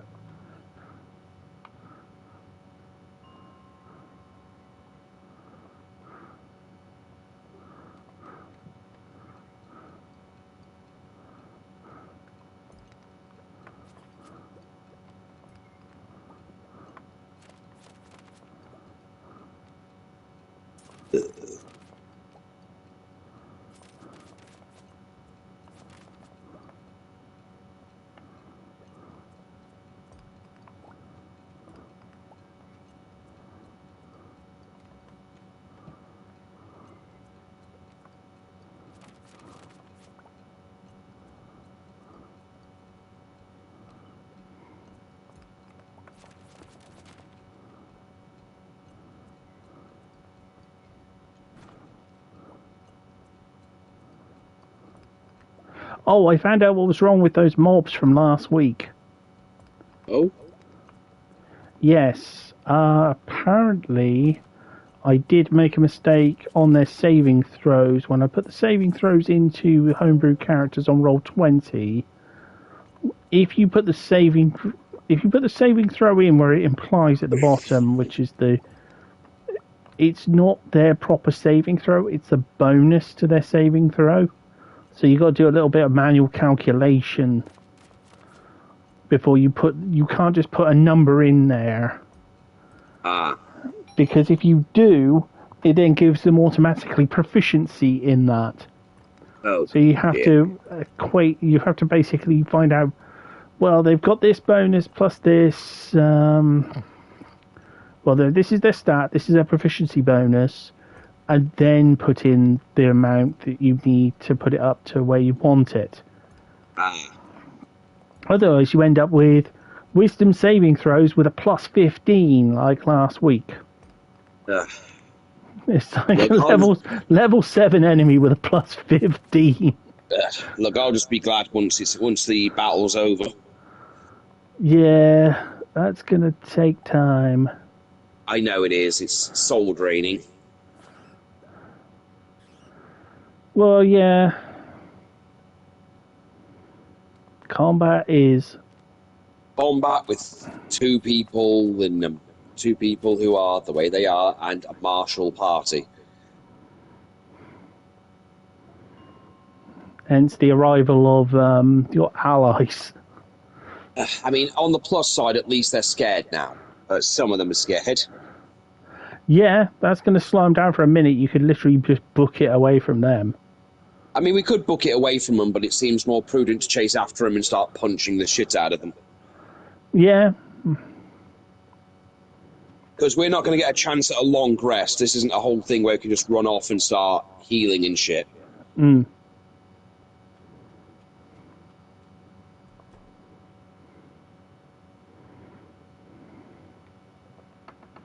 Yeah, you've got no opportunity to get away from them to long rest. That's Yeah, gonna... so...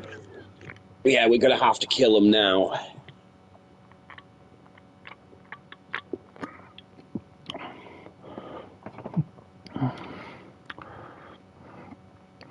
Fortunately, I'm not an absolute ass. They aren't going to get any stronger. I know they're not going to get any stronger. They already do some nasty damage with them bows. And their wisdom saving throws are actually, their saves are the correct saves now, which is I'm useful. craving a fresh apricot. Okay, sorry, Emily, we don't have any apricot trees. Yeah. Fortunately, it's one of those missions that never runs out, so you just take the mission Yeah. and... Okay, that can go in there now. Okay, parsnips done.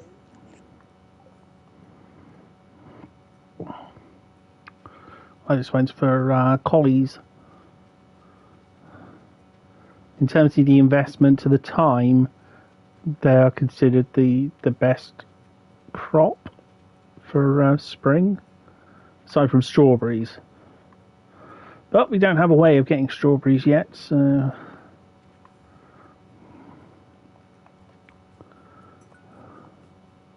And we might always get an apricot in the cave. Yeah, so let's go get some skellies. How many do we need? 9.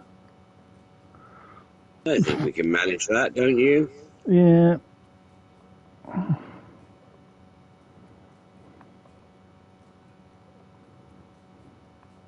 Oh, and 2 quartz.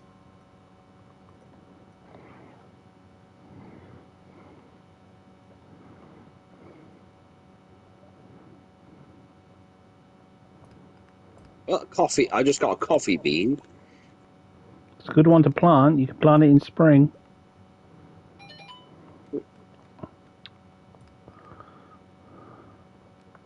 Grows for the entirety of spring and summer. Nice.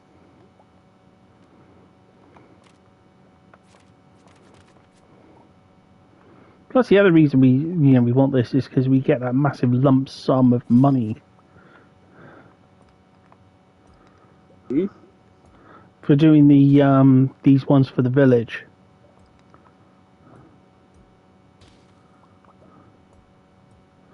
Yeah, cave patrol. Yeah, that's 1 skeleton down. 4 to go.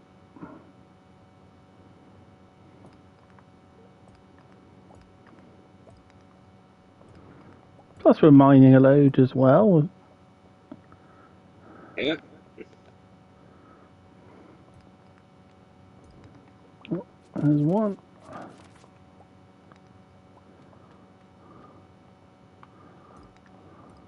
Oh, there's 1 hiding around the corner.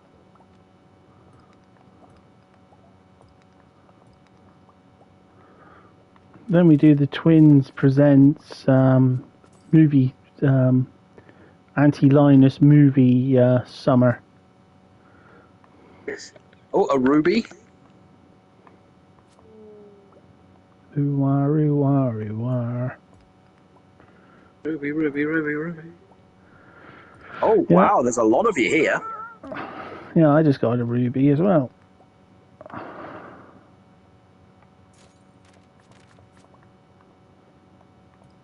6,000 gold.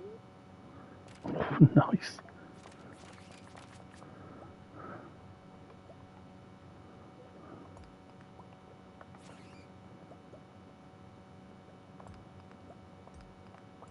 Well, I can leave then. Yeah. And collect my tickets.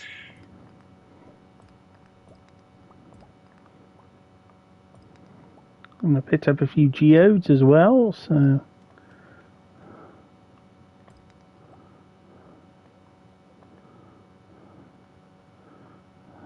To the town. And we did it just by lunchtime. Awesome. Excellent.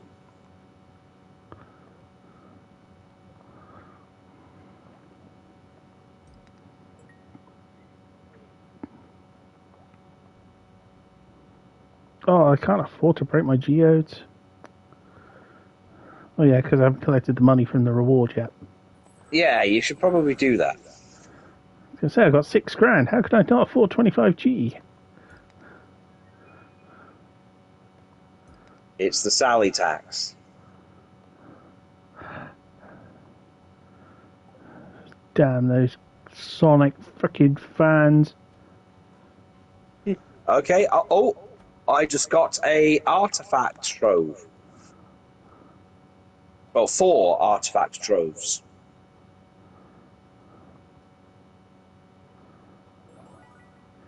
Okay, we got the ability to talk to the dwarf. Hooray.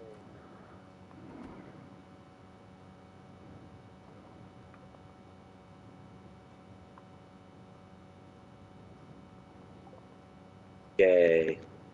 There's the geodes.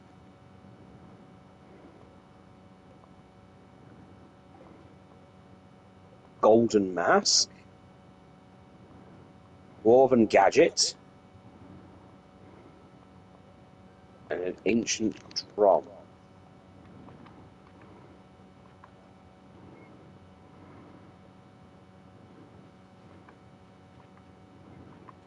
Okay, so the voodoo doll, I think that's Jass's. I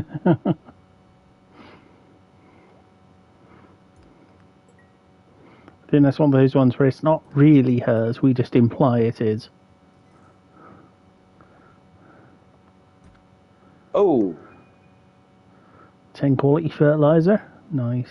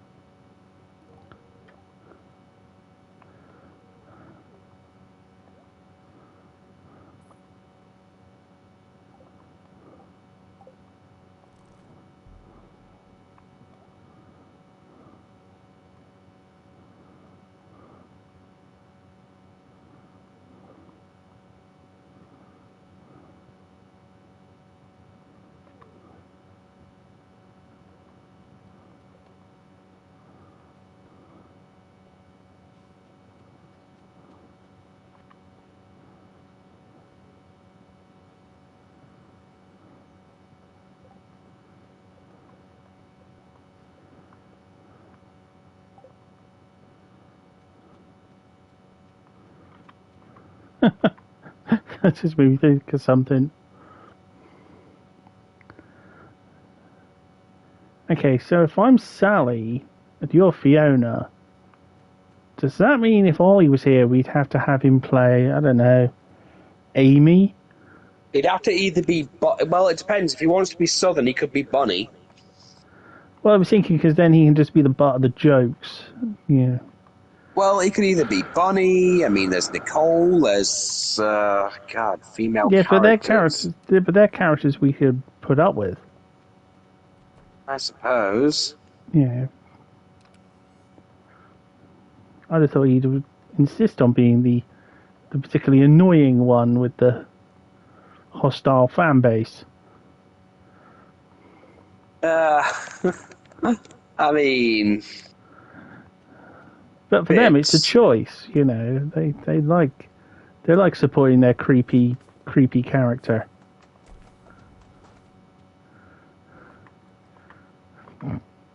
I'm saying nothing. I am. I know you are. I'm saying all of it. Because even to a person who didn't play bloody Sonic CD, you know, I was not in that particular, Mega CD freaking era thing. Well, no, was actively playing games at that point. The mainstream thing for Sally for Amy was that she was a creepy fangirl. There's my coffee planted. You know, when that's the mainstream view of your character, it kind of says a lot. Because widespread, that was how people felt at the time. Okay, this is concerning. I shouldn't have a copper bar in here, but okay.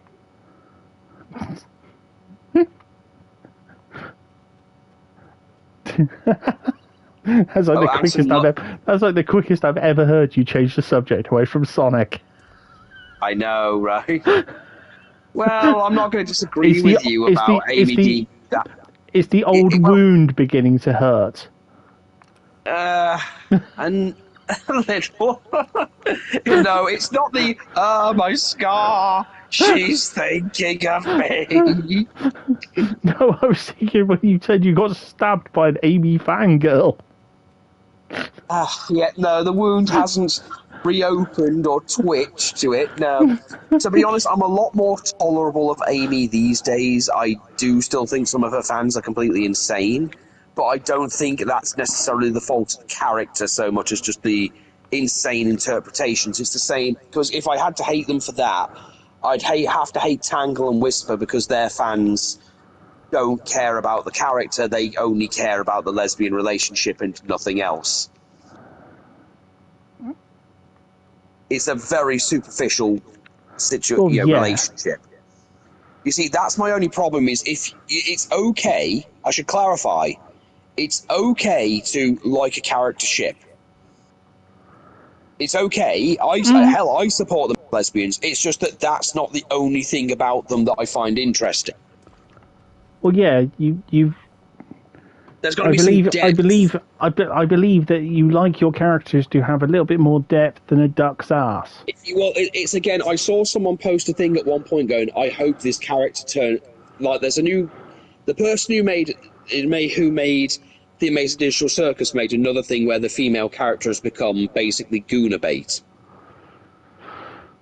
Another one? and someone put up a thing going, "I hope the character turns out to be lesbian just because I want to own the chuds." And some people were rightly put, "You people like you are the reason that negative reputations happen to fandoms." Because you don't care about the character, you just want it to fit a narrative that the thing isn't even focusing on. Yeah. You just want to annoy people. Yeah, that's it. They just want people upset because that's really all they've got going in their lives is making other people upset. So we get it. The character, yeah, there's a Gooner bait aspect of it. Yeah, get it. Move on.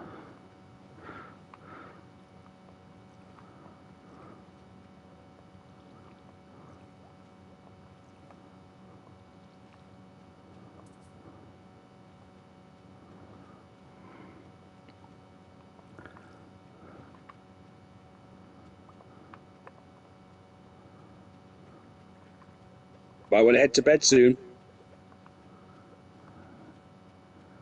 I'm okay to finish what I was doing.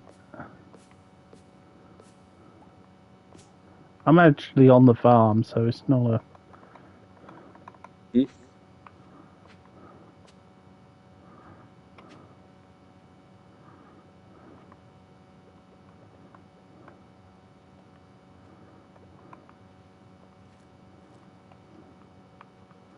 There you go. Finished up. I just wanted to plant a couple of carrots. That's fair enough. And I just had to clear out a couple of trees to do it. And put the sprinkler down.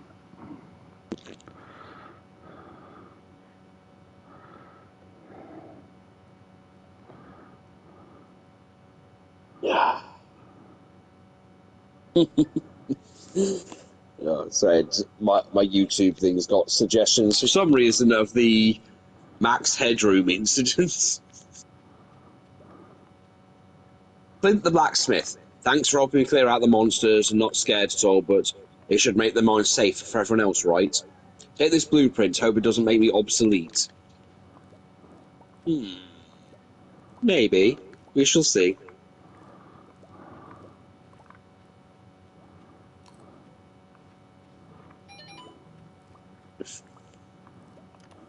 I'll probably grab some more seeds from Joja.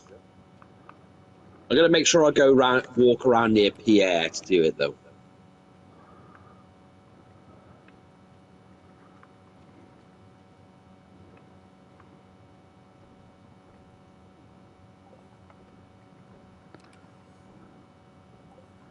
You got to make sure that he knows who did it. Oh, where will I get all these things? I guess I'll go to Joja Mart. Everything's better at Joja. Okay, I've got 10,000 gold.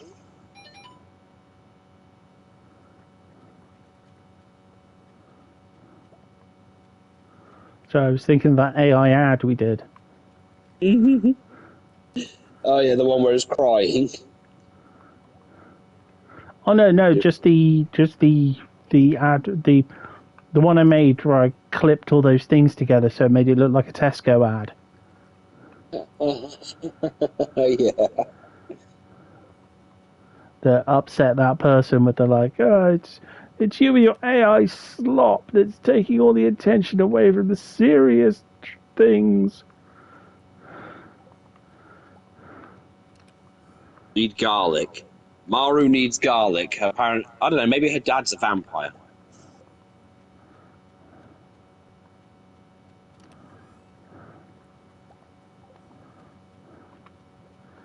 Maybe something. I don't know what, but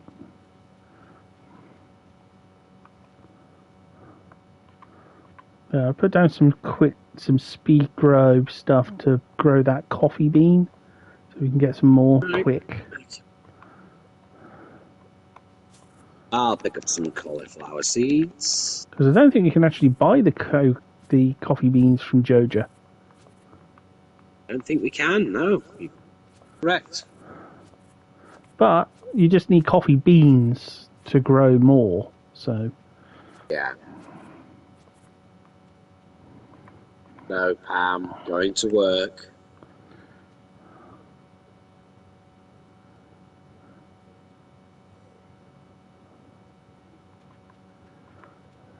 Dean.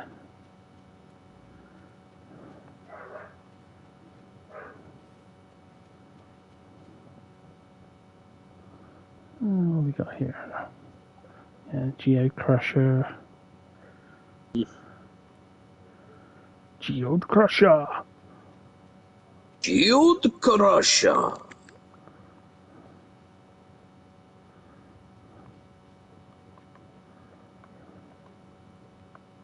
Oh, in a sec.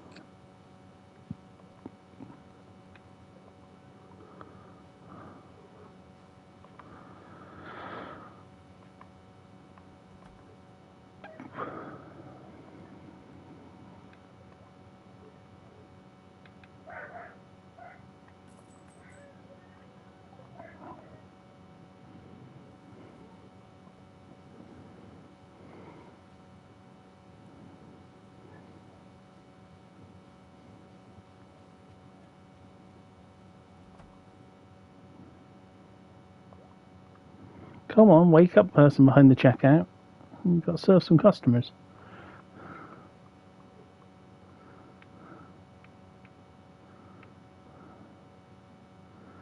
Oh, I can't go.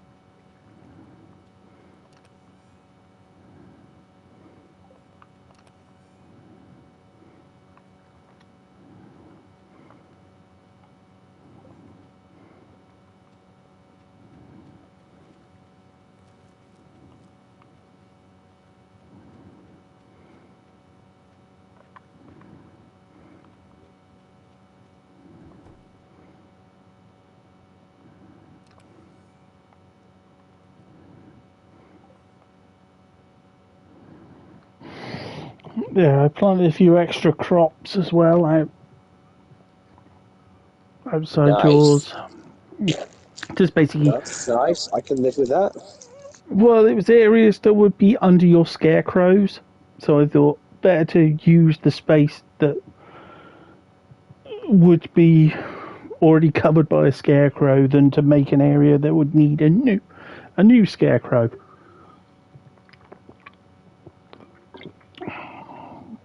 Although I did mess up one part of it. I forgot to put a scarecrow by the lake. Ah, So I will quickly do that because I don't think there is one in range. Yeah. Don't think we got a spare. But we can make one, so. Because basically, did you know how the rice works? you got to put it near a water source. And then you don't have to water it. Mm. As long as it's within. You can plant it in other places, but it'll grow slower. If you plant it by water, it grows twice as fast. So it's already halfway done, like one day. Because I planted it on speed grow as well. So, yeah, it's going really, really well. Because we had some rice seeds. So I thought I might as well plant them. Nice. Well, it's all stuff that will go in the box for selling. So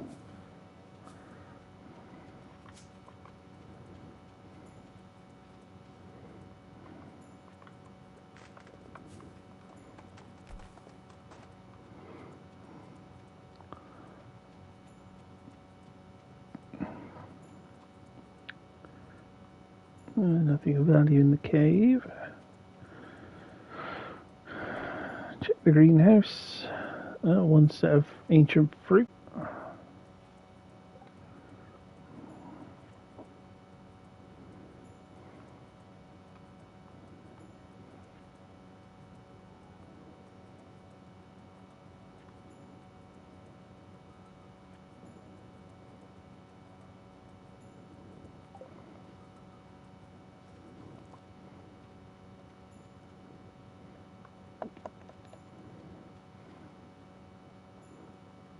Which chest were you putting the ancient fruit in?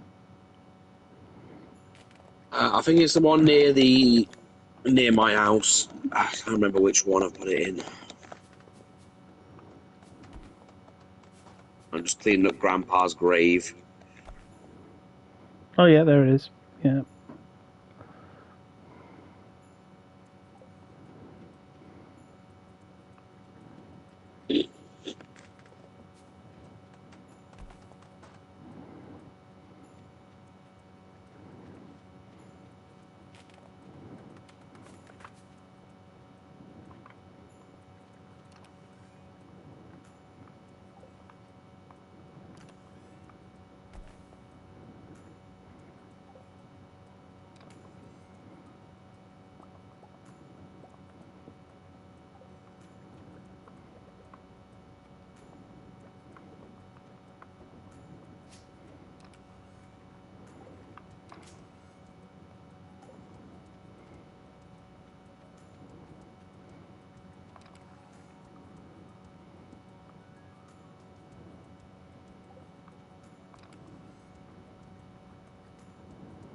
Hmm.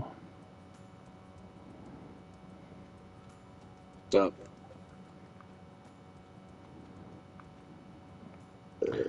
One thing we have got on this file that we don't have on the other. We have. Oh, we could. Suppose I could always get another. Try and get a cave jelly. So we already got sea jelly and river jelly. I suppose. See if I've got any.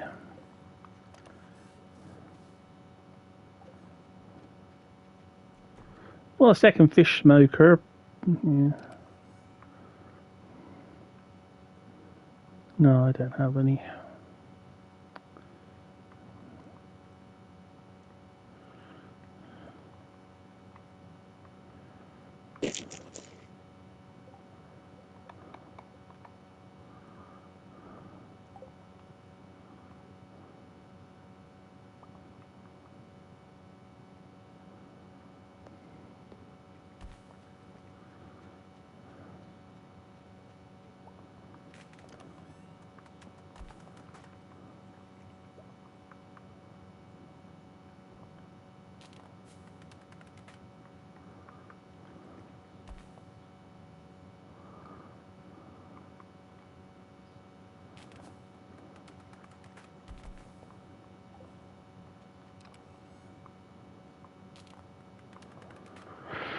Okay, we got 2 river jellies and 1 sea jelly.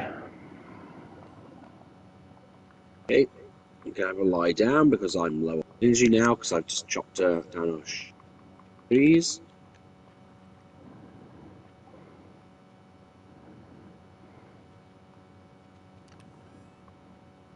Basically, we're not going to be hurting for wood for a while.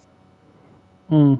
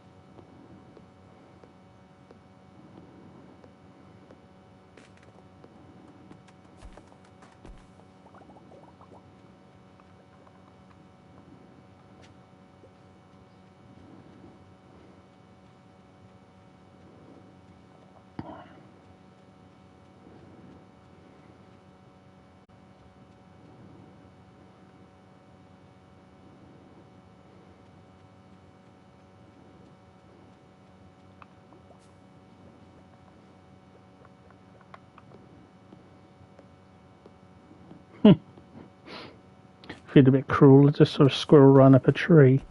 And I proceeded to chop the tree down.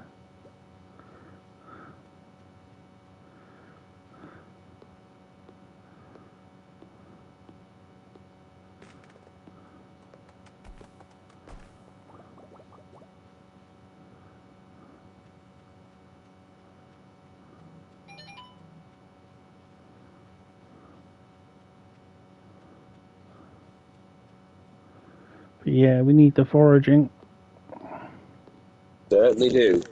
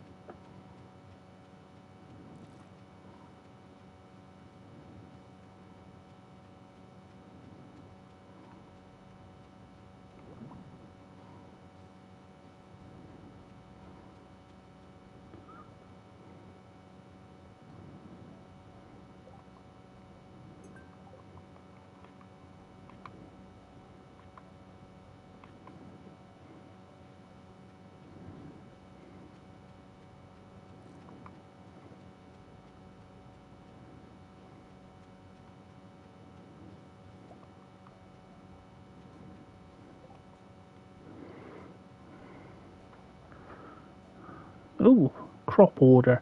The Queen of Sauce has recently spotted dining on fresh potatoes.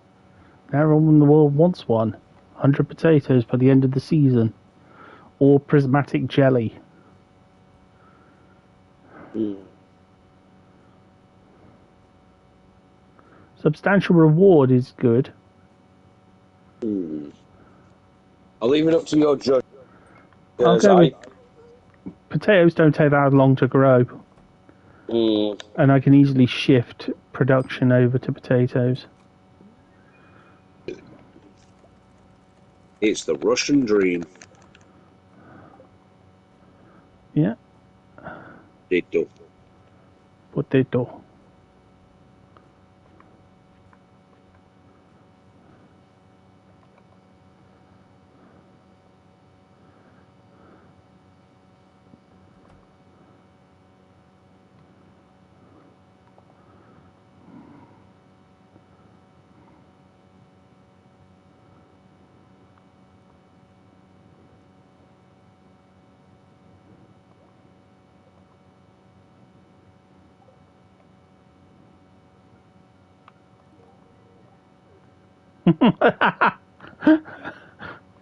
Clint doesn't like cola, apparently. Yeah, a few people do. Don't give it to George and Evelyn either. It's like, oh, that makes me depressed. Yeah, George just says this is the worst gift that's ever been given. And Evelyn just goes, "Oh, it smells horrible."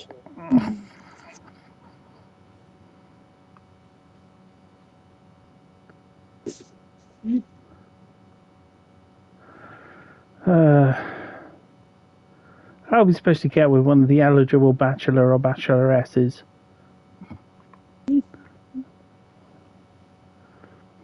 Oh God! They're Also so got free. a suggestion from. Okay, so they've made a channel. Amazon have made a YouTube channel that's called Vought International, Oh, where they've got that little puppet show thing that they have Ryan on, where they're singing songs about calling people groomers.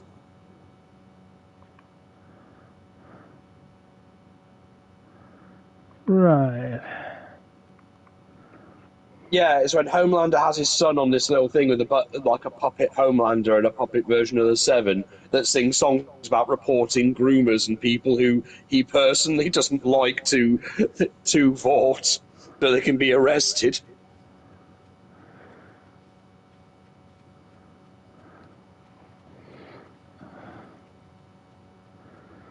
I don't know which part of that is more creepy. I know, I know.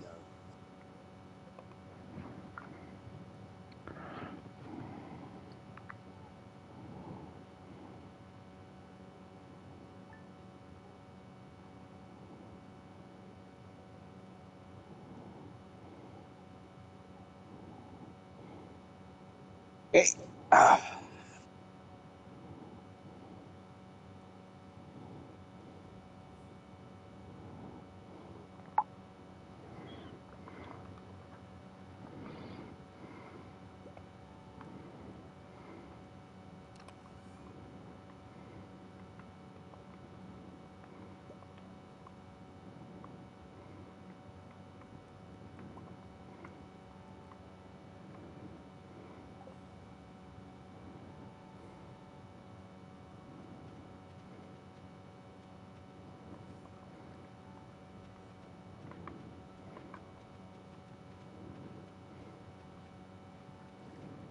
Few things to.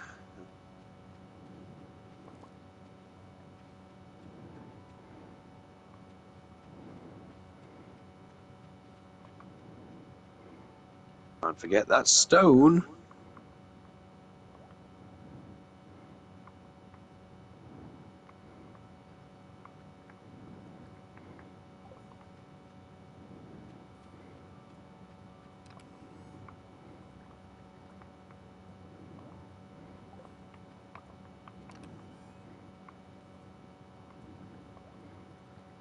Oh, I know that whole thing with Homeland. What's it? Mother's Milk's wife's, ex-wife's boyfriend. That's big Homelander simp. Gets beaten with baseball bats for the cause. Oh wait, I don't think you've gotten to that bit yet. No, I haven't.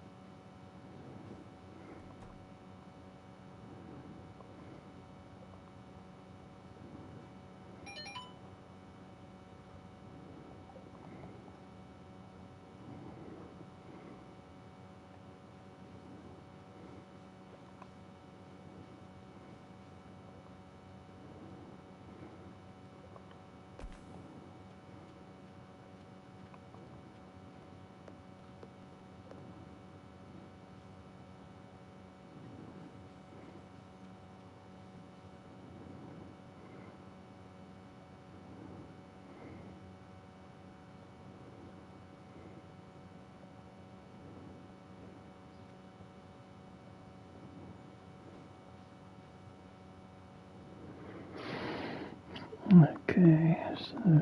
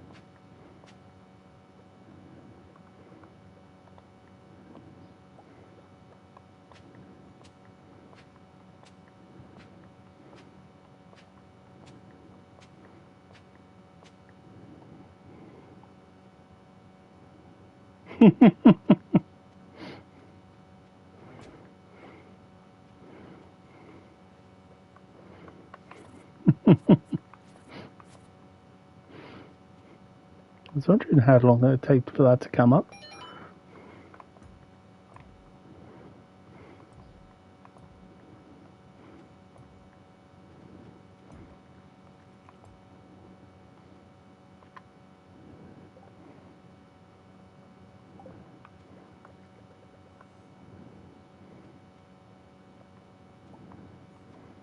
Sorry, what's come up?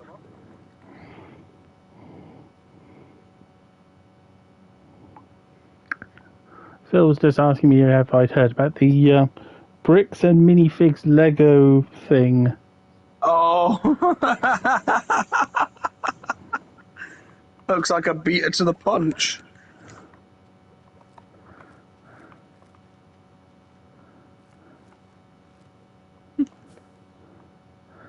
Well, apparently Asmongold has just started covering it.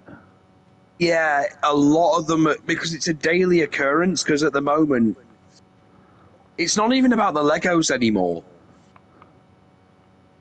Like, it's gone far beyond that, and it's become about, like, from what I've seen at least, it seems to be more people are concerned more that Utah's got a corrupt police system.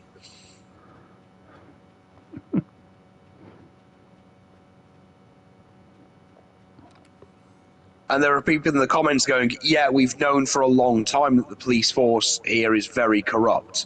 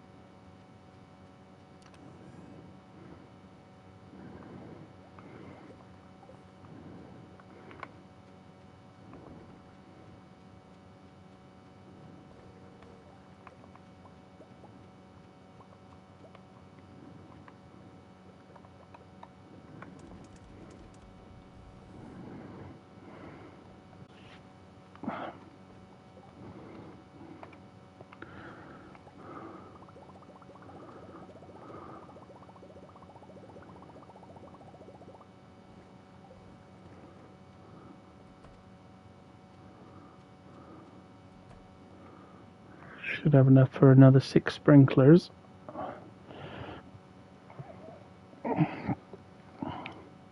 So they don't have to be gold quality, you just want bulk. Fair enough.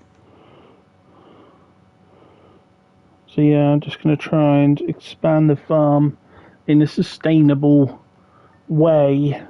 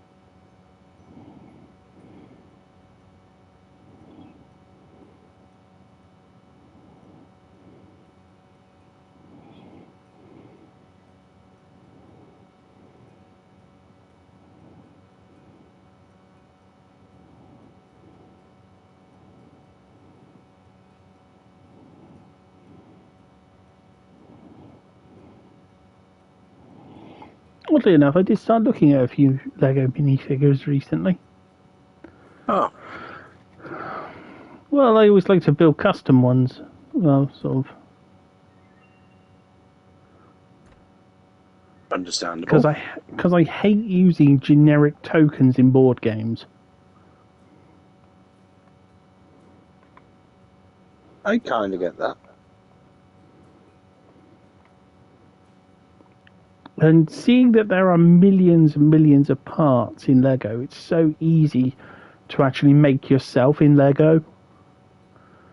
Like, even like in a kilt. There's places that will actually do specific tartans as little wraparound things for your Lego minifigures.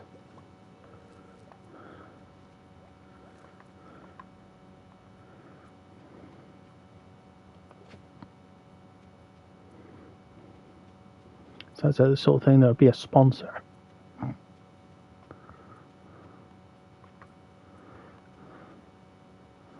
Today's sponsor is Thingy Thingy Lego Minifig.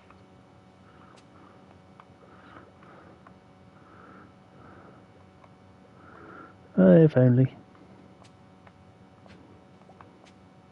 Well. I don't think I'd get on well with sponsors anyway. Yeah. I don't think there's any products out there I suck up enough about. I've seen a few fun ones, but they're not really something that it's when the sponsor doesn't even really relate in any way to what you're doing. Well, I remember all the really cringy ones, like Well, the Raid Shadow Legends is always going to be the more annoying one. yeah, paid advert legends is always going to be annoying. No matter how much your Flash Gits tried to make it funny.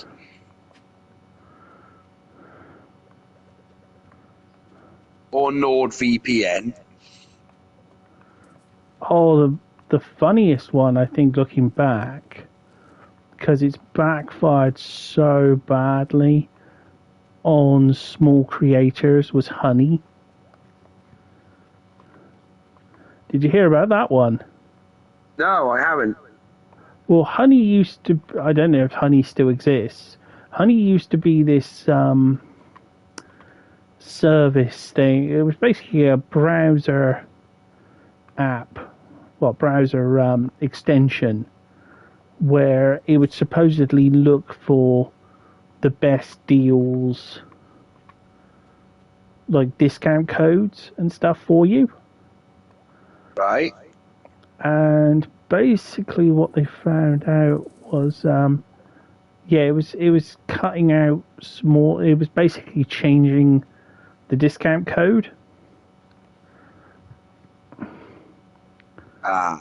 So, well, say for example you went to an Amazon shop. Say I started doing this Amazon thing where you could, in theory, buy, it's not even so much merch, but like buy just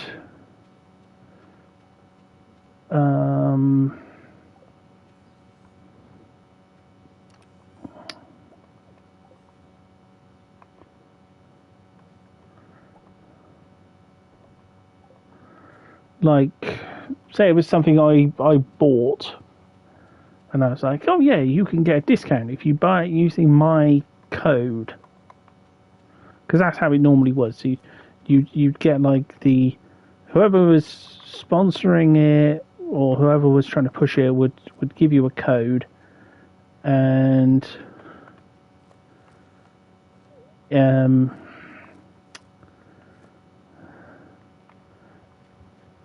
so they would get their cut from the sponsor. So they wouldn't get their cut unless you used their link. And what Honey was doing was Honey was actually changing the links to its own links. So if you were trying to get a deal, if say you went to a certain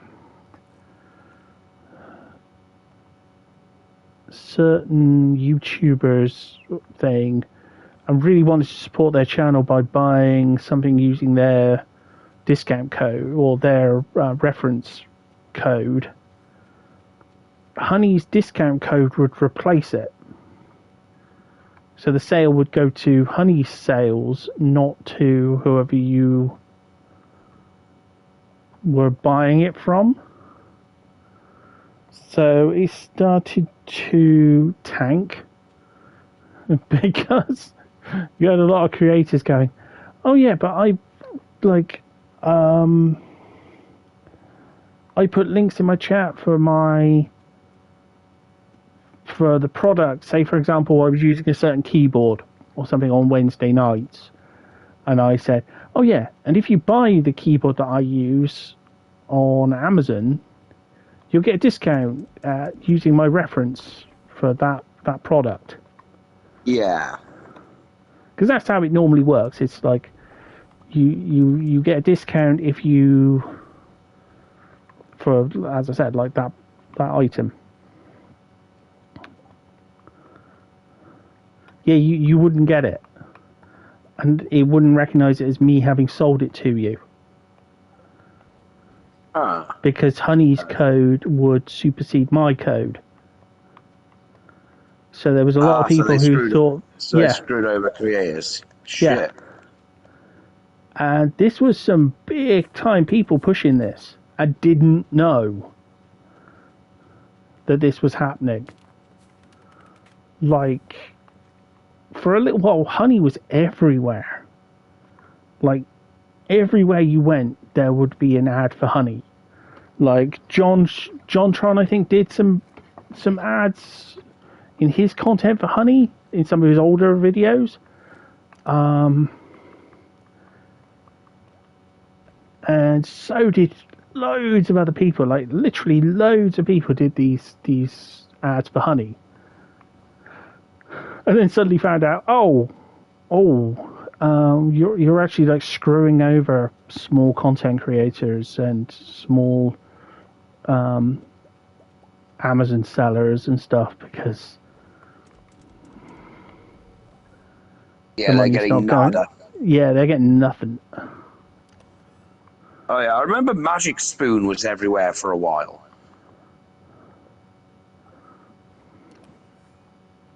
The cereal one.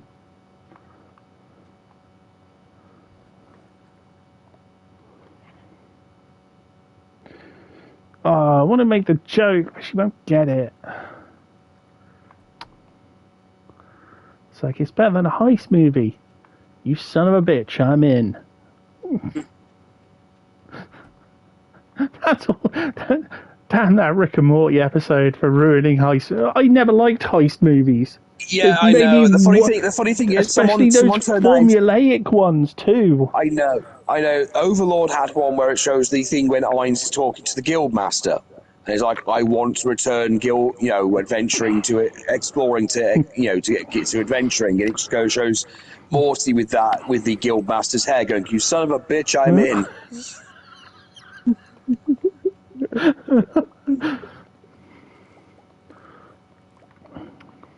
I need your skills for a job. You son of a bitch, I'm in.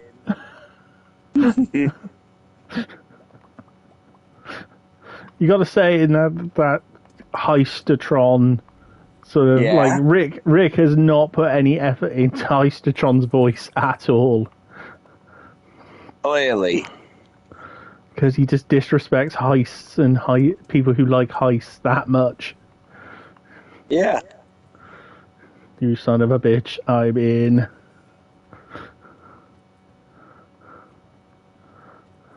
Or what was it they call it? The heisting arts. Oh, the rice is done, by the way. Oh, awesome. Yeah. You son of a bitch. I've got some potato seeds if you need them. Yeah, plant them. I need to go and buy more. I've literally ran out of money. Well, I've got like 15 more left. So yeah, plant them. It's just I noticed your. Let me tidy up the. Yeah, I've got to tidy it up because I actually lost. I didn't realise I'd run out.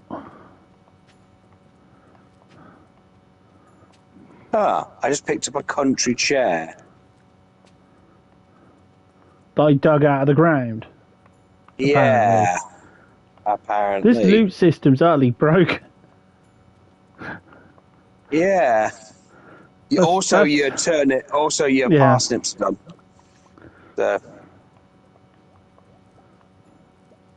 No, I'm not giving my sister a carrot. No, stop trying to offer my sister a carrot. I don't want it. Stop doing things that sound like they're dirty.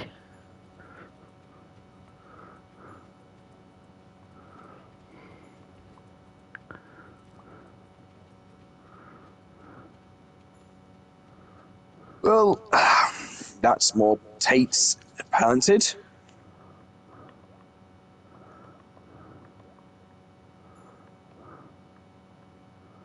Yeah, and the extra stuff's in the box. Go and get some seeds from Joja Mart. No, seeds from Joja Mart, not a bus ticket.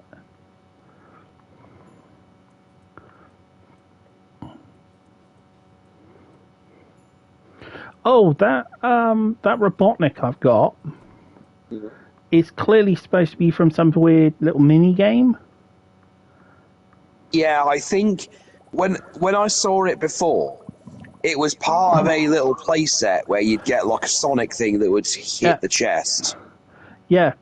As if you hit the chest, well, you turn this thing around. Then, if you hit the chest a couple of times, it spins back around, and then the legs and arms pop off, Nice. which is absolutely perfect because they pop off in such a way that you could just then leave it on the ground with its legs, the legs of everything busted like in the game. Yeah, here's something.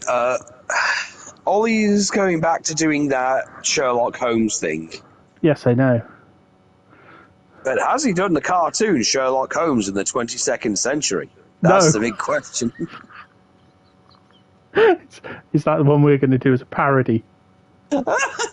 Yeah, let's review episodes of Sherlock Holmes in the 22nd century.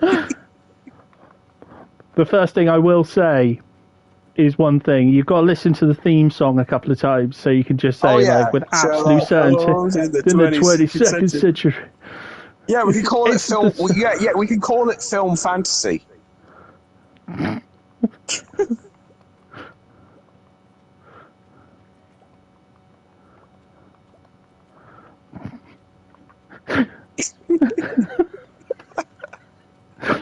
I'd almost be tempted to do that tomorrow morning. Because I've got no plans. Oh God, I'm gonna have to watch an episode. I'd have to watch. We'd have to watch the 2-part opening. Yeah, we'd have to watch the 2-part opening. Because I'm pretty sure it's a 2-parter opener. Hold Those on, sorts I'm of shows normally are. I'm going to see if I can find it on YouTube. Hold on. Oh, that first thing I put in when I put in Sherlock Holmes.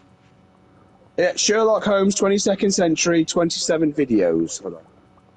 See. One times one, Fall of Sherlock. Yeah, because that's it. Sherlock Holmes. Reichenbach falls at the start. Yeah, and the Crime Machine, The Hounds of the Baskervilles, Adventure of the Empty, The Crooked Man. Yeah, they've got it here. And it was made by Deke. Oh, brilliant. Oh, Deke.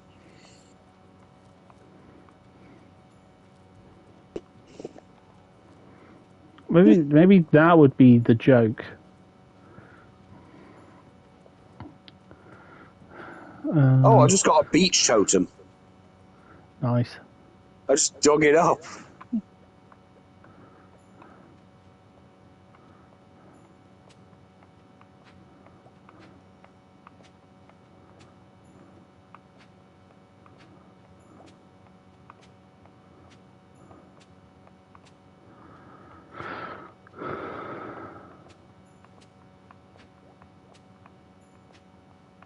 Oh God, there's a video called "It's a Goose, It's the Goose," who did a video, the bizarre Sherlock Holmes cartoon that was ahead of its time.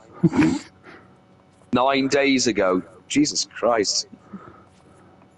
So it's more trending than his as well. Oh God, yeah, it is.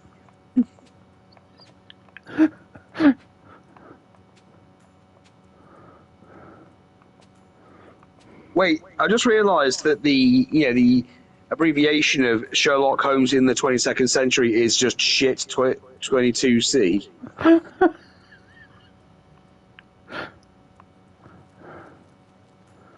Well, that just says it. Yeah. We decided, like you, Ollie, to do some more highbrow content. Yeah, oh God, it'd be worse if we just turn up and we end up like that knife culture thing that John Tron did, where we're just in suits. No, that would be if we both were on screen and we both had picked up like a fake deer stalker and a fake deer stalker and a fake little pipe. Yeah.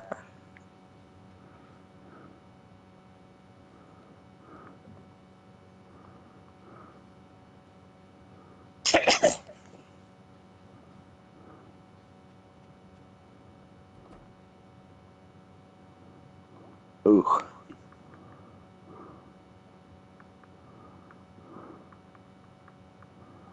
No. Have we got any spring seeds left? Not that I can think of.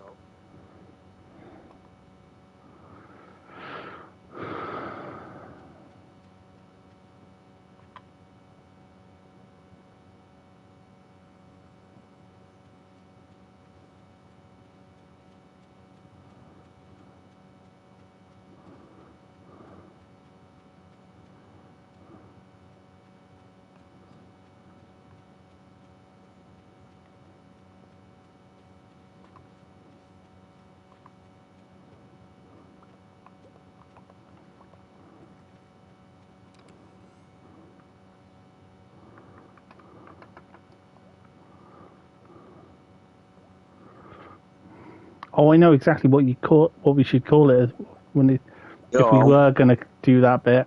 Pipe culture.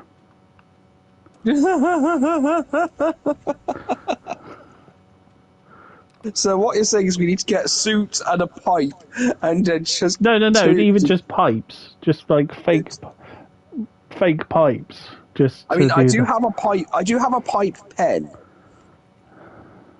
If I knew where my pipe was, I would do that as well, because I have got a little opium pipe, but I'm not sure where it is at the moment.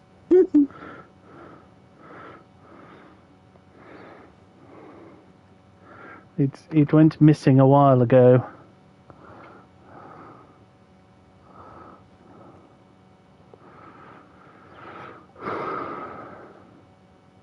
Pipe culture.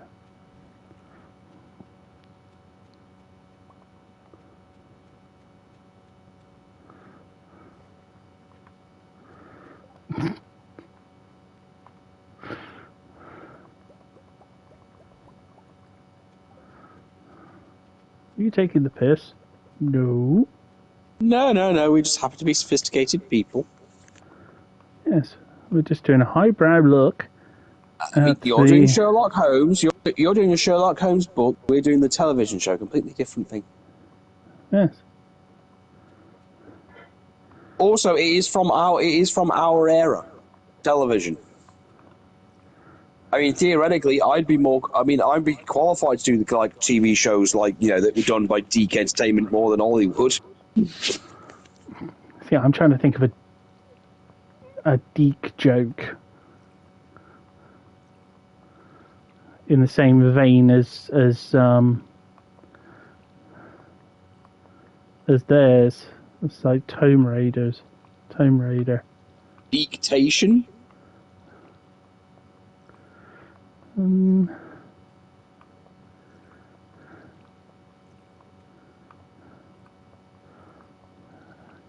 Detectives.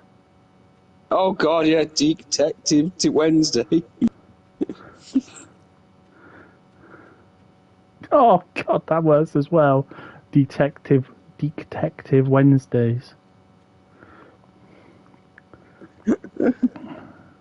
Just a short hour or two stream as we discuss the 90s television show Sherlock Holmes in the 22nd century. as a greater part of Deke Entertainment. Something that isn't talked about that much.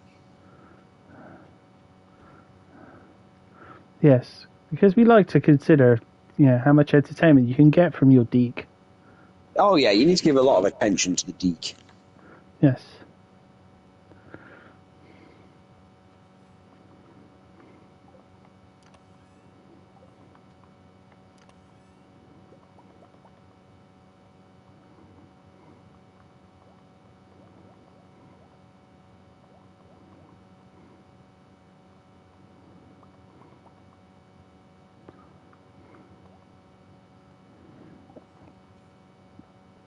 We won't do other like shows like the old Garfield cartoons or.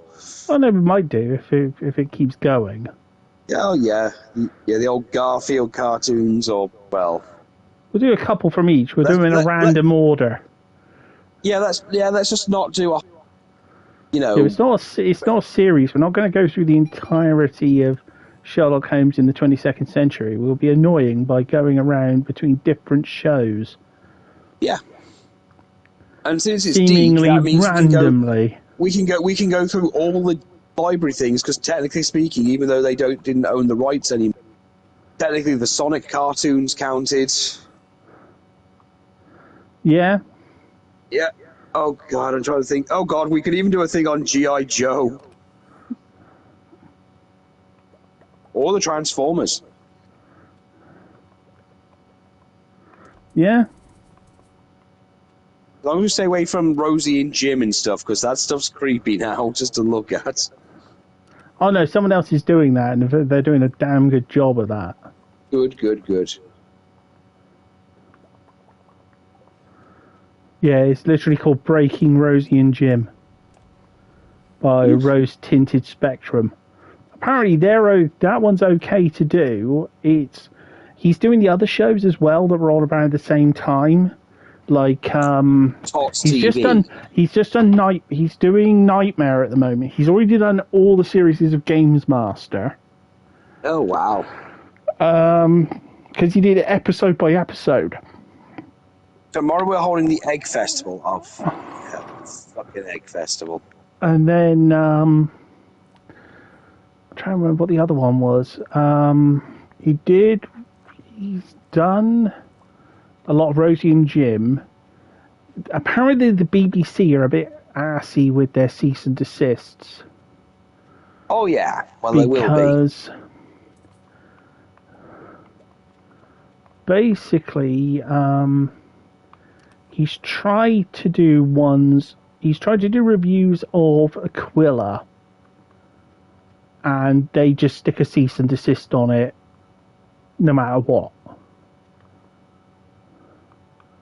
Like, regardless of whether, like, he uses very short clips, and they still stick a cease and desist, still try and stick a copyright on it, even though it's clearly a review.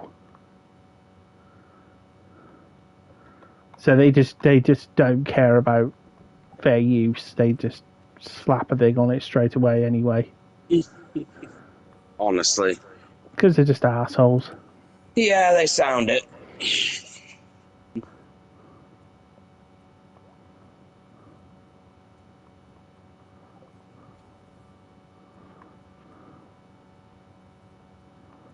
Well, I've got some ideas to sleep on, apparently. Nice. I'm going to try and forage up some seeds. Oh, bait and bobber.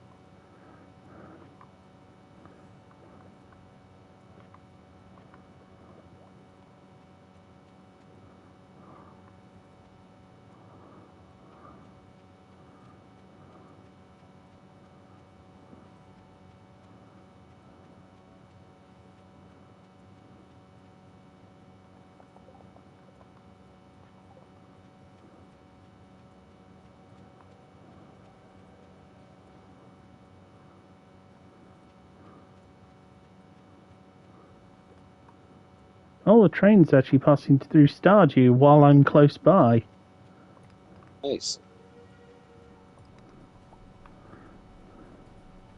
Ah, I got hit by a train.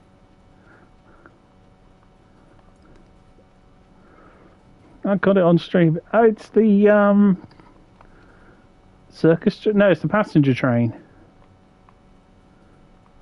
Come on, drop something, you bastards. I also watched an isekai called Tanya the Evil.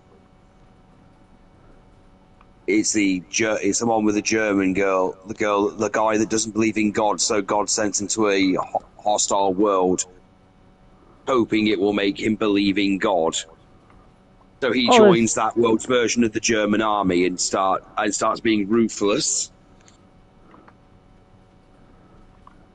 Cool. A load of geodes just popped out of the last carriage. Oh, nice.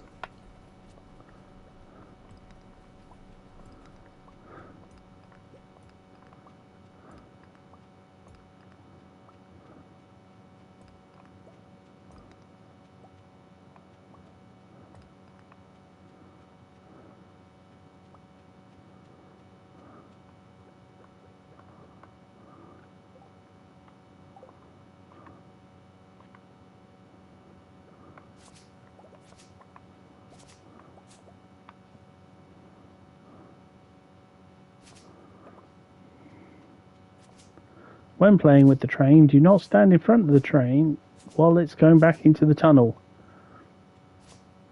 That is solid, that area there. And will result in your death.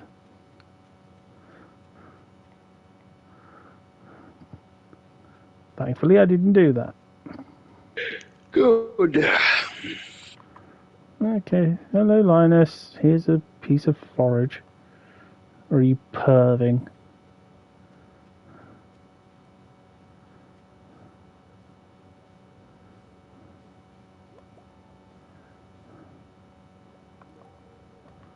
This is a great gift.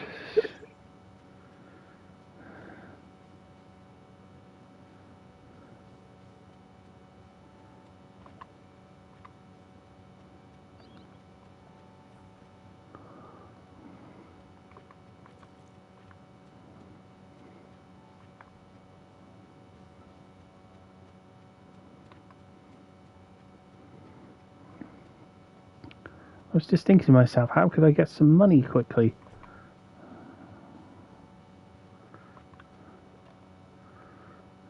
Could sell the book that I don't need.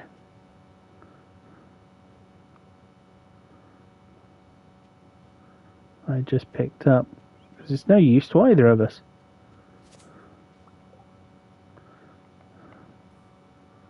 Because you just gain fishing experience.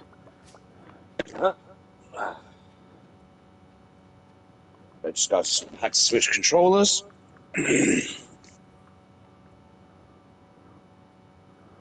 Oh, I just get deluxe bait for it? I can't get money for it? No monies. No monies? No human monies? He just wants to give me deluxe bait. Although, then again, you get 20 hardwood for Woody's secret, 3 stuffing for Jack Be Nimble, an egg press for the monster compendium, 8 fairy dust for the Book of Stars. Okay, so the fairy dust you use on casks to raise Yeah. the value quicker. This is probably the worst. The pepper for the farming book, you get the pepper poppers. Yeah. Or Woodcutters Weekly, you just get 100 wood. Mining Monthly gets you 200 gold. Okay, this is probably the most interesting one. Combat Quarterly gets you the Monster Musk.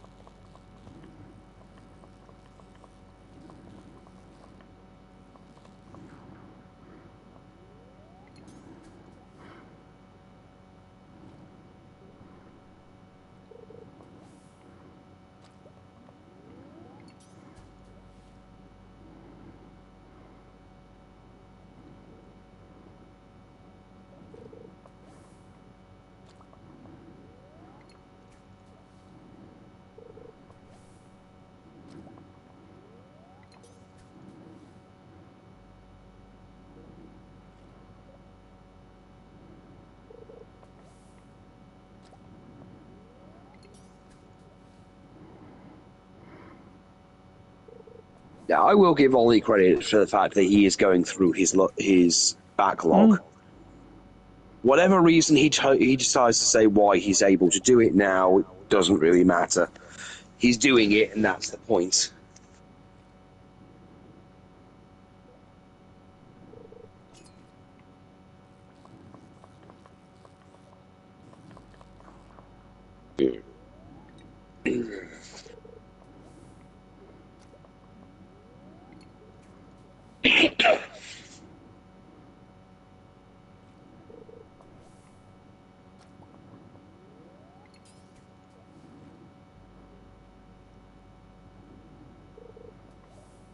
Better get home soon. That's all right. I'm only at the mines. I've got a channel on in the back. I've got a channel that's been suggested to me for like a guy in Britain who reviews Transformers stuff, and he does a whole knockoff thing where he's going to B&M to find knockoff Transformers.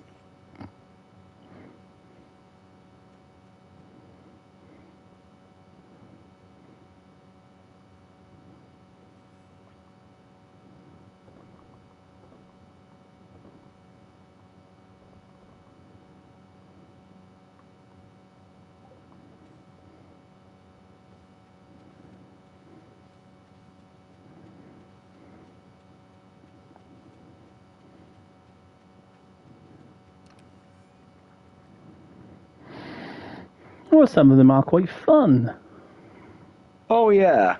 Oh yeah, some of them are ridiculously fun because you can tell what they're rip-offs of, but sometimes they'll have something that is actually pretty unique.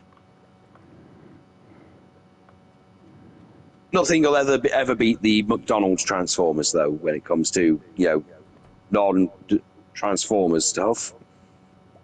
It transforms.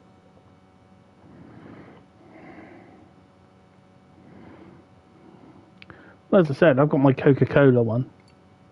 Level 9 farming. I can now make the seed maker and iridium sprinklers. Yes.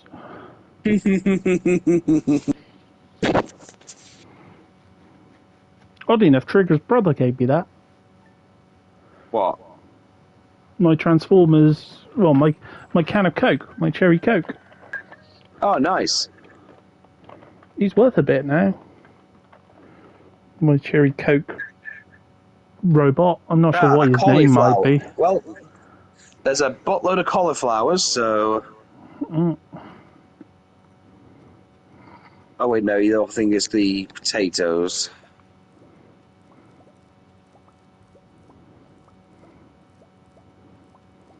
I'm going to check and see the seed, see if I can make the seed maker. Got the stuff to make it. Oh, yes, we do.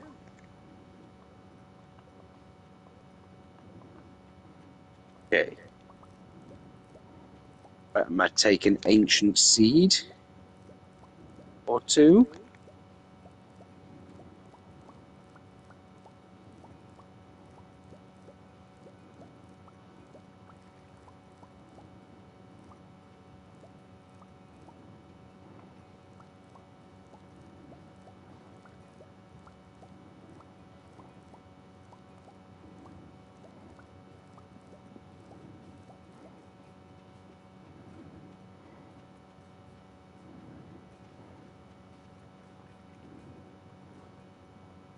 Also, you get some fun things like Titanic Bot. Mm. That's another one. Five seeds. Or I'm just looking at the ones in my collection. Or oh, forgot the events on today. Oh shit, the egg one. Mm. I mean, at least we've got the seed maker now, so,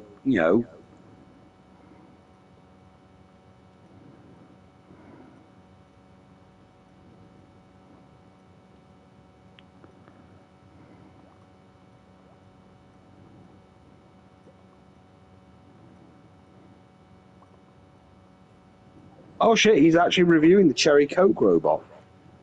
Oh, nice. But he's going through a lot of them, but yeah, he's got the cherry coke one, which I'm looking at it and it's fucking awesome. Hmm.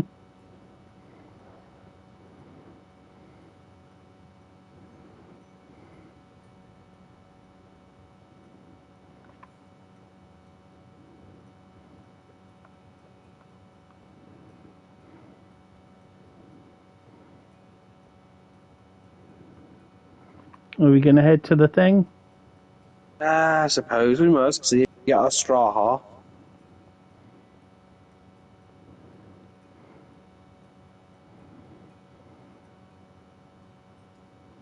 Dude. Hello, Pierre, you fucking dick.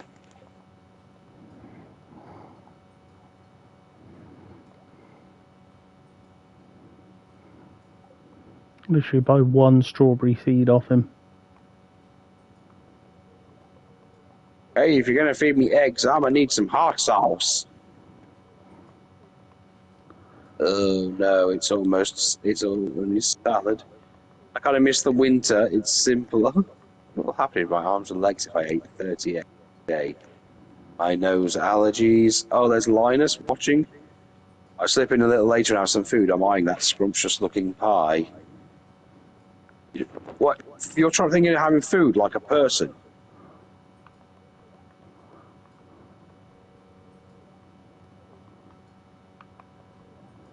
Hey, money.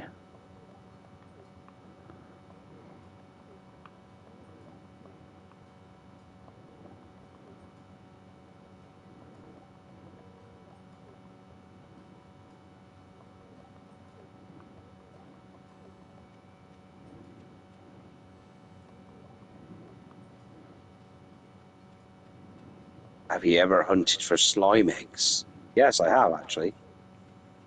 Oh no! I said Abigail was too old for this shit.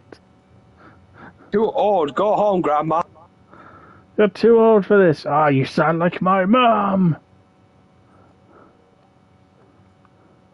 I'm just lying to everyone and being nasty. Oh. Oh, that's going to destroy my friendship with her. Macross Valkyrie distortion bus. Oh, sorry, I didn't have a friendship with her anyway, so... UST Dinobots, transforming robot, Autobots.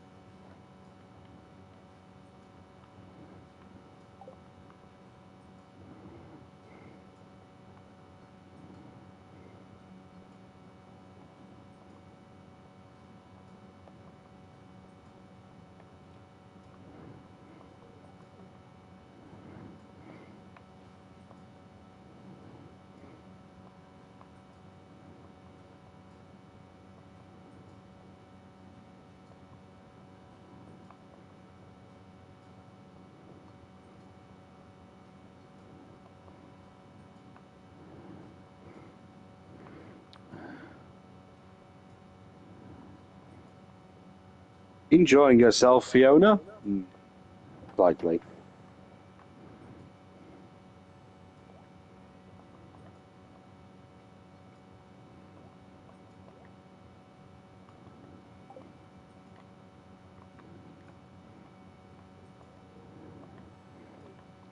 Let's start this thing.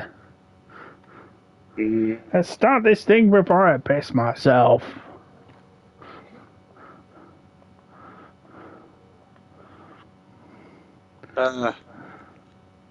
Yeah, you gonna take the left or the right? I think I'm going to go downwards. Okay.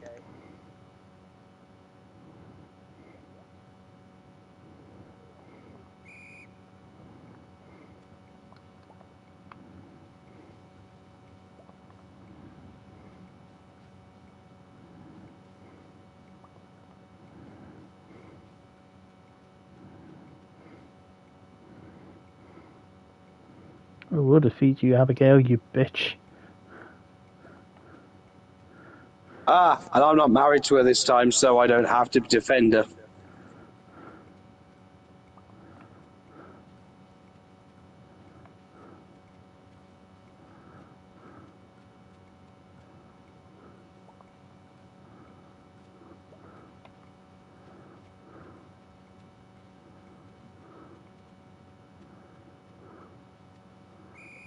Like Mario You- just gave up and decided to take a piss behind the edge.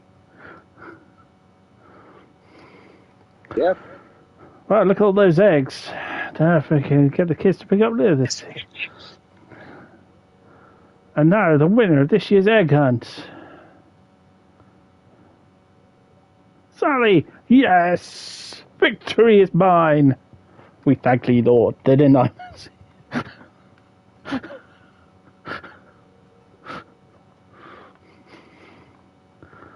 Haha. To Abigail.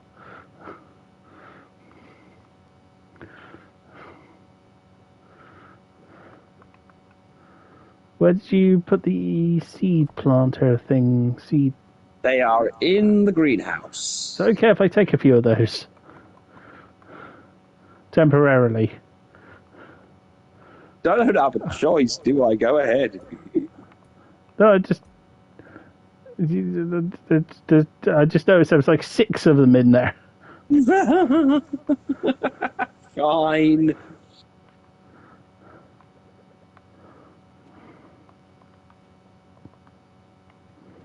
Oh, I didn't want to put it there. Stupid machine. No, stop putting it there. That's 2 blocks away.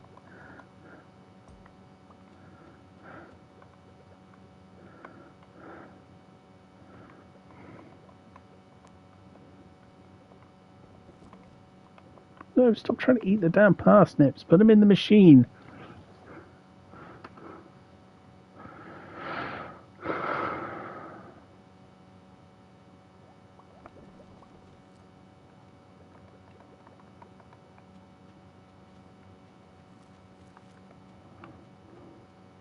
I will destroy 100 bootlegs instead of going to therapy.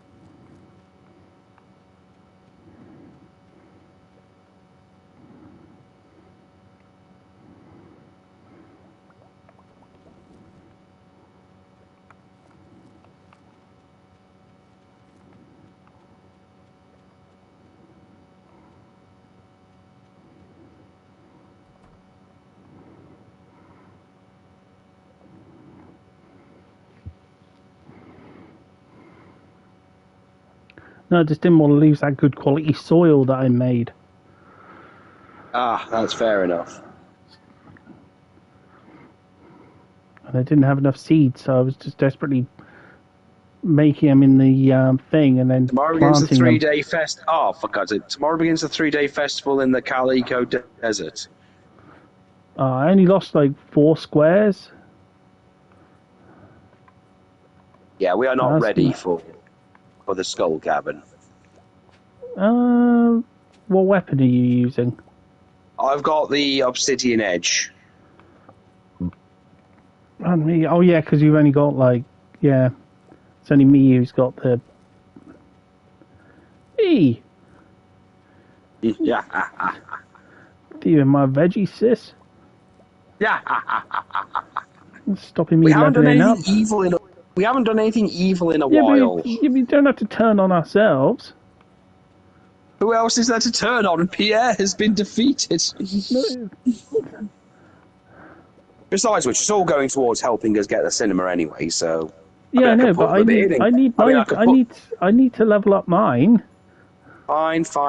I suppose I could put some back in here and, give you the seeds from them at least.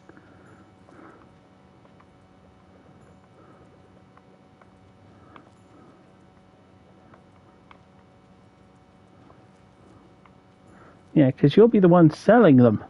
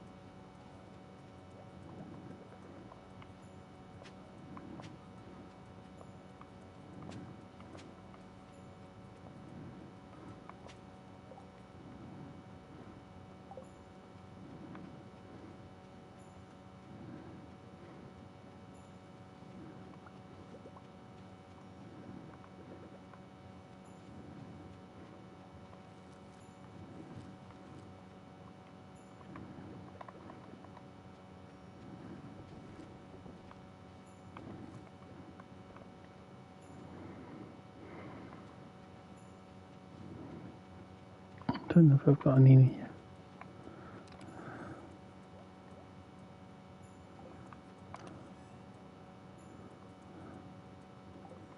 No. I'll plant them and put. I was seeing if I had any fertilizer left.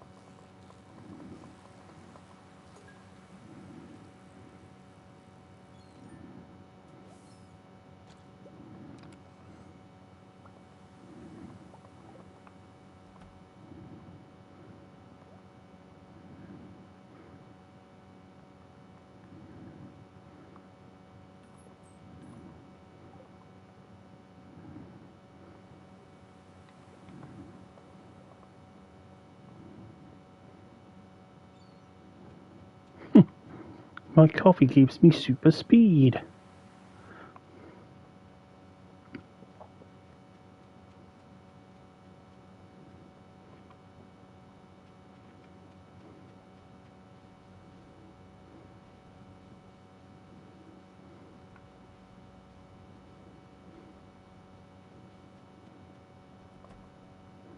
To get to Joja just before they shut.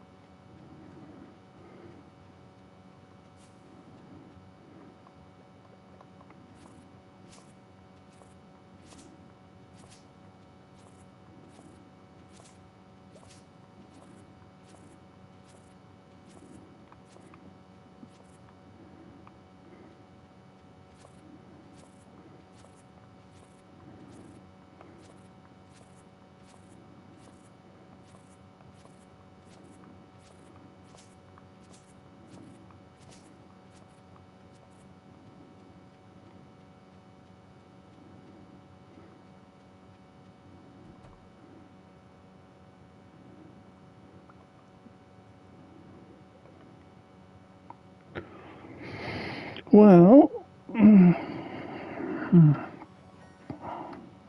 level 9. I caught up with you with farming. Nice. And I'm not quite so destitute because I sold a fish. A single fish. I got $3,000 for it. Nice. It was a lava eel.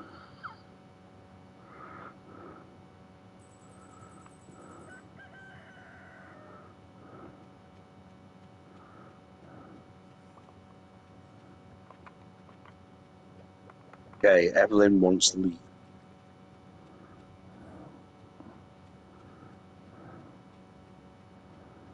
course she does.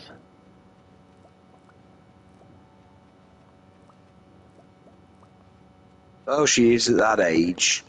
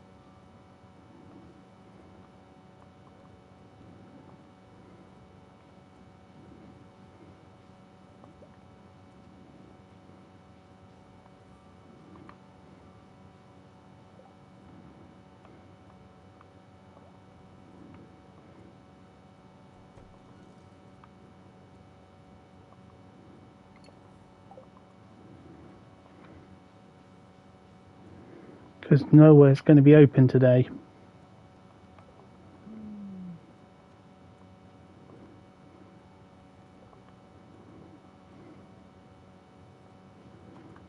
Because they're all going to be getting on the bus. Oh, yeah.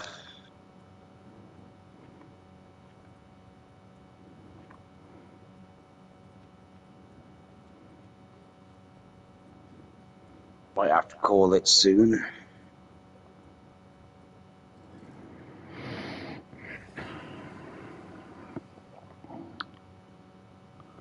Well, we'll finish up this day and... Call it, yeah. Thing is, we could both probably do the fishing one. Yeah, probably.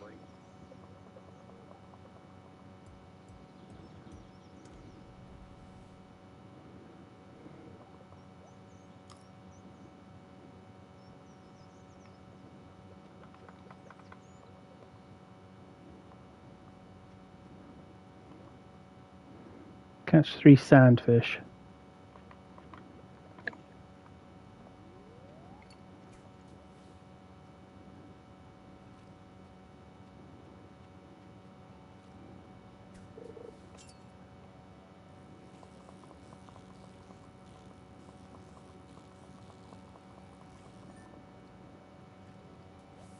Oh, he's a jumpy fucker.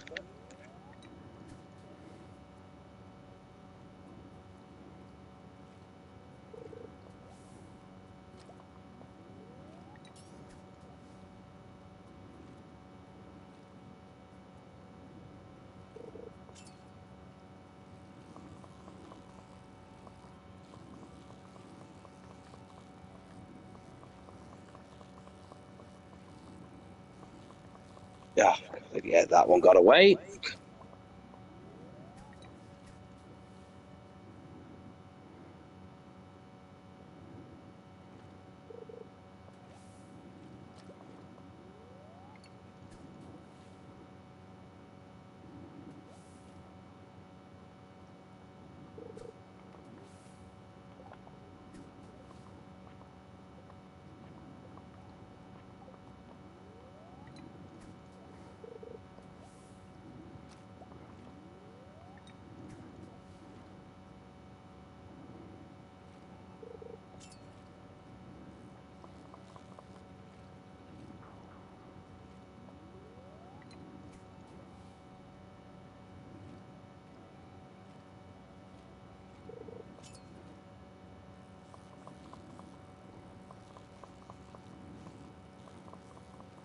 Yeah, this one's just jittering too much to stay in one place.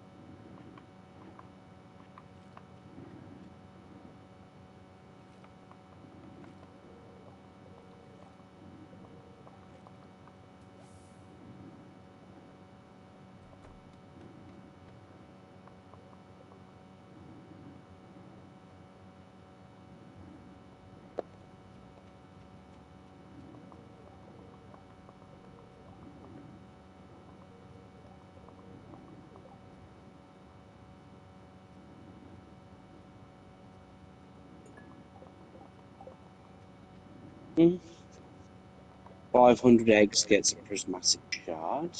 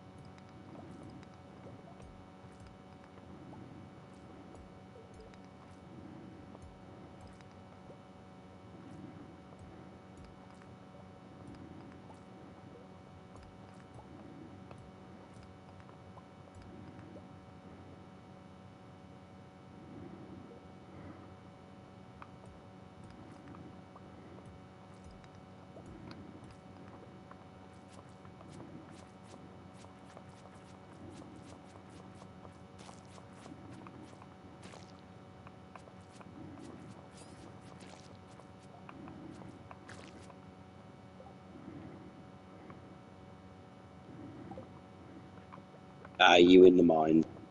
Yeah. Oh, there you are.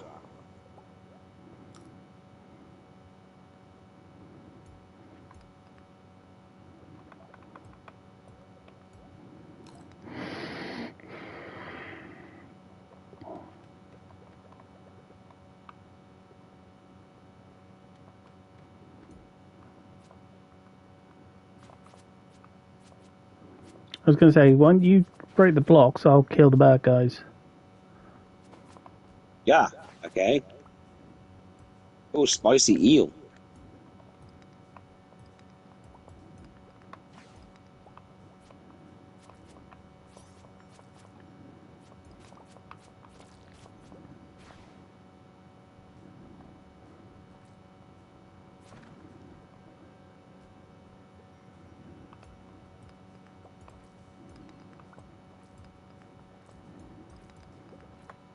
Oh, big purple one.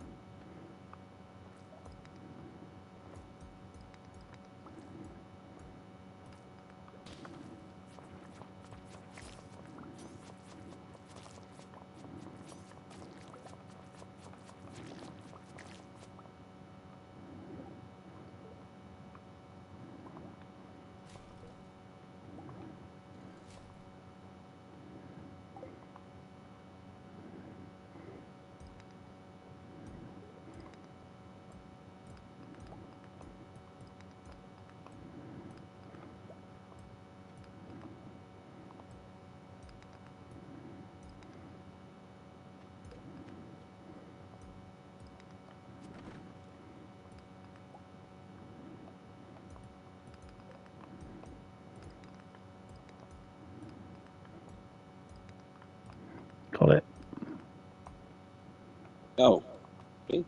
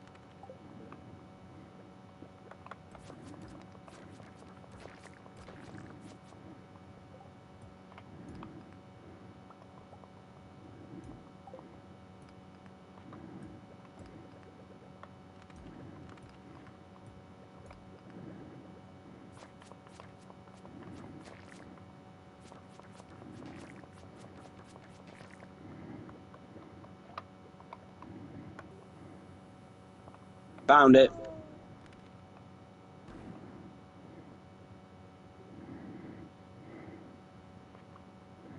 It's right near the entrance. Mm.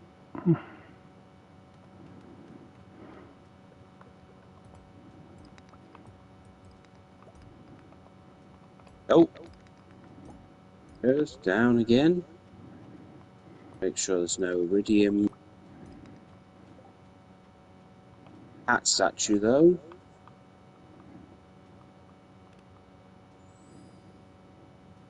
Speed boost.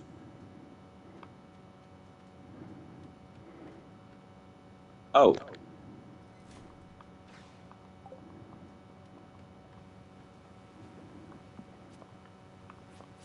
Ooh, dinosaur egg.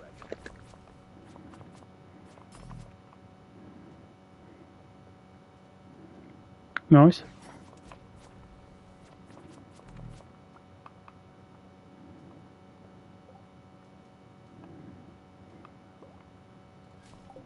I'll say. Ah.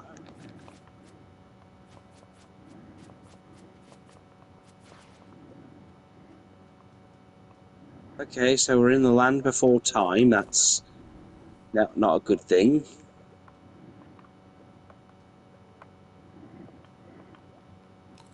That's the closest I've got to food.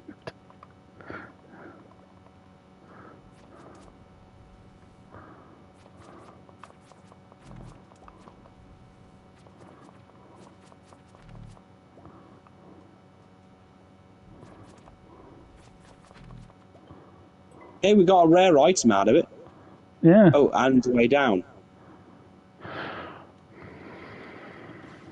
So it is getting late, so we should probably head back. Mm.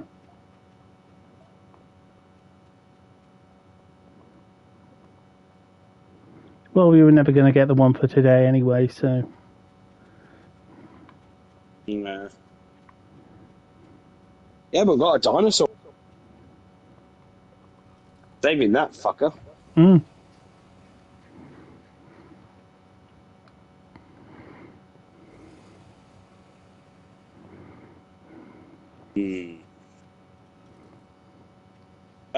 Ham's going, my head.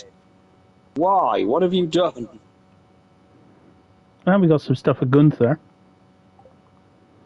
Oh, I'll say, we've got quite a bit for Gunther. Though again, he's What? not having my egg. No, I just meant the other stuff I picked up. The jawbone.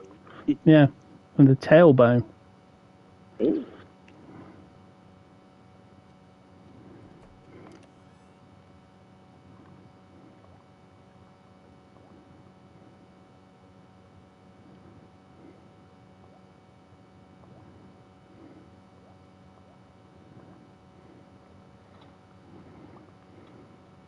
Hey. Shit.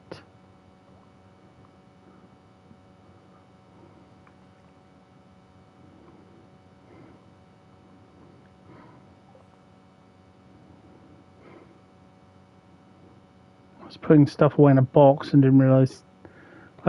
I forget sometimes that when you're in multiplayer, time progresses when you're looking in boxes. Ah. Well, that's what we'll be calling it. Yeah, we'll be calling it here.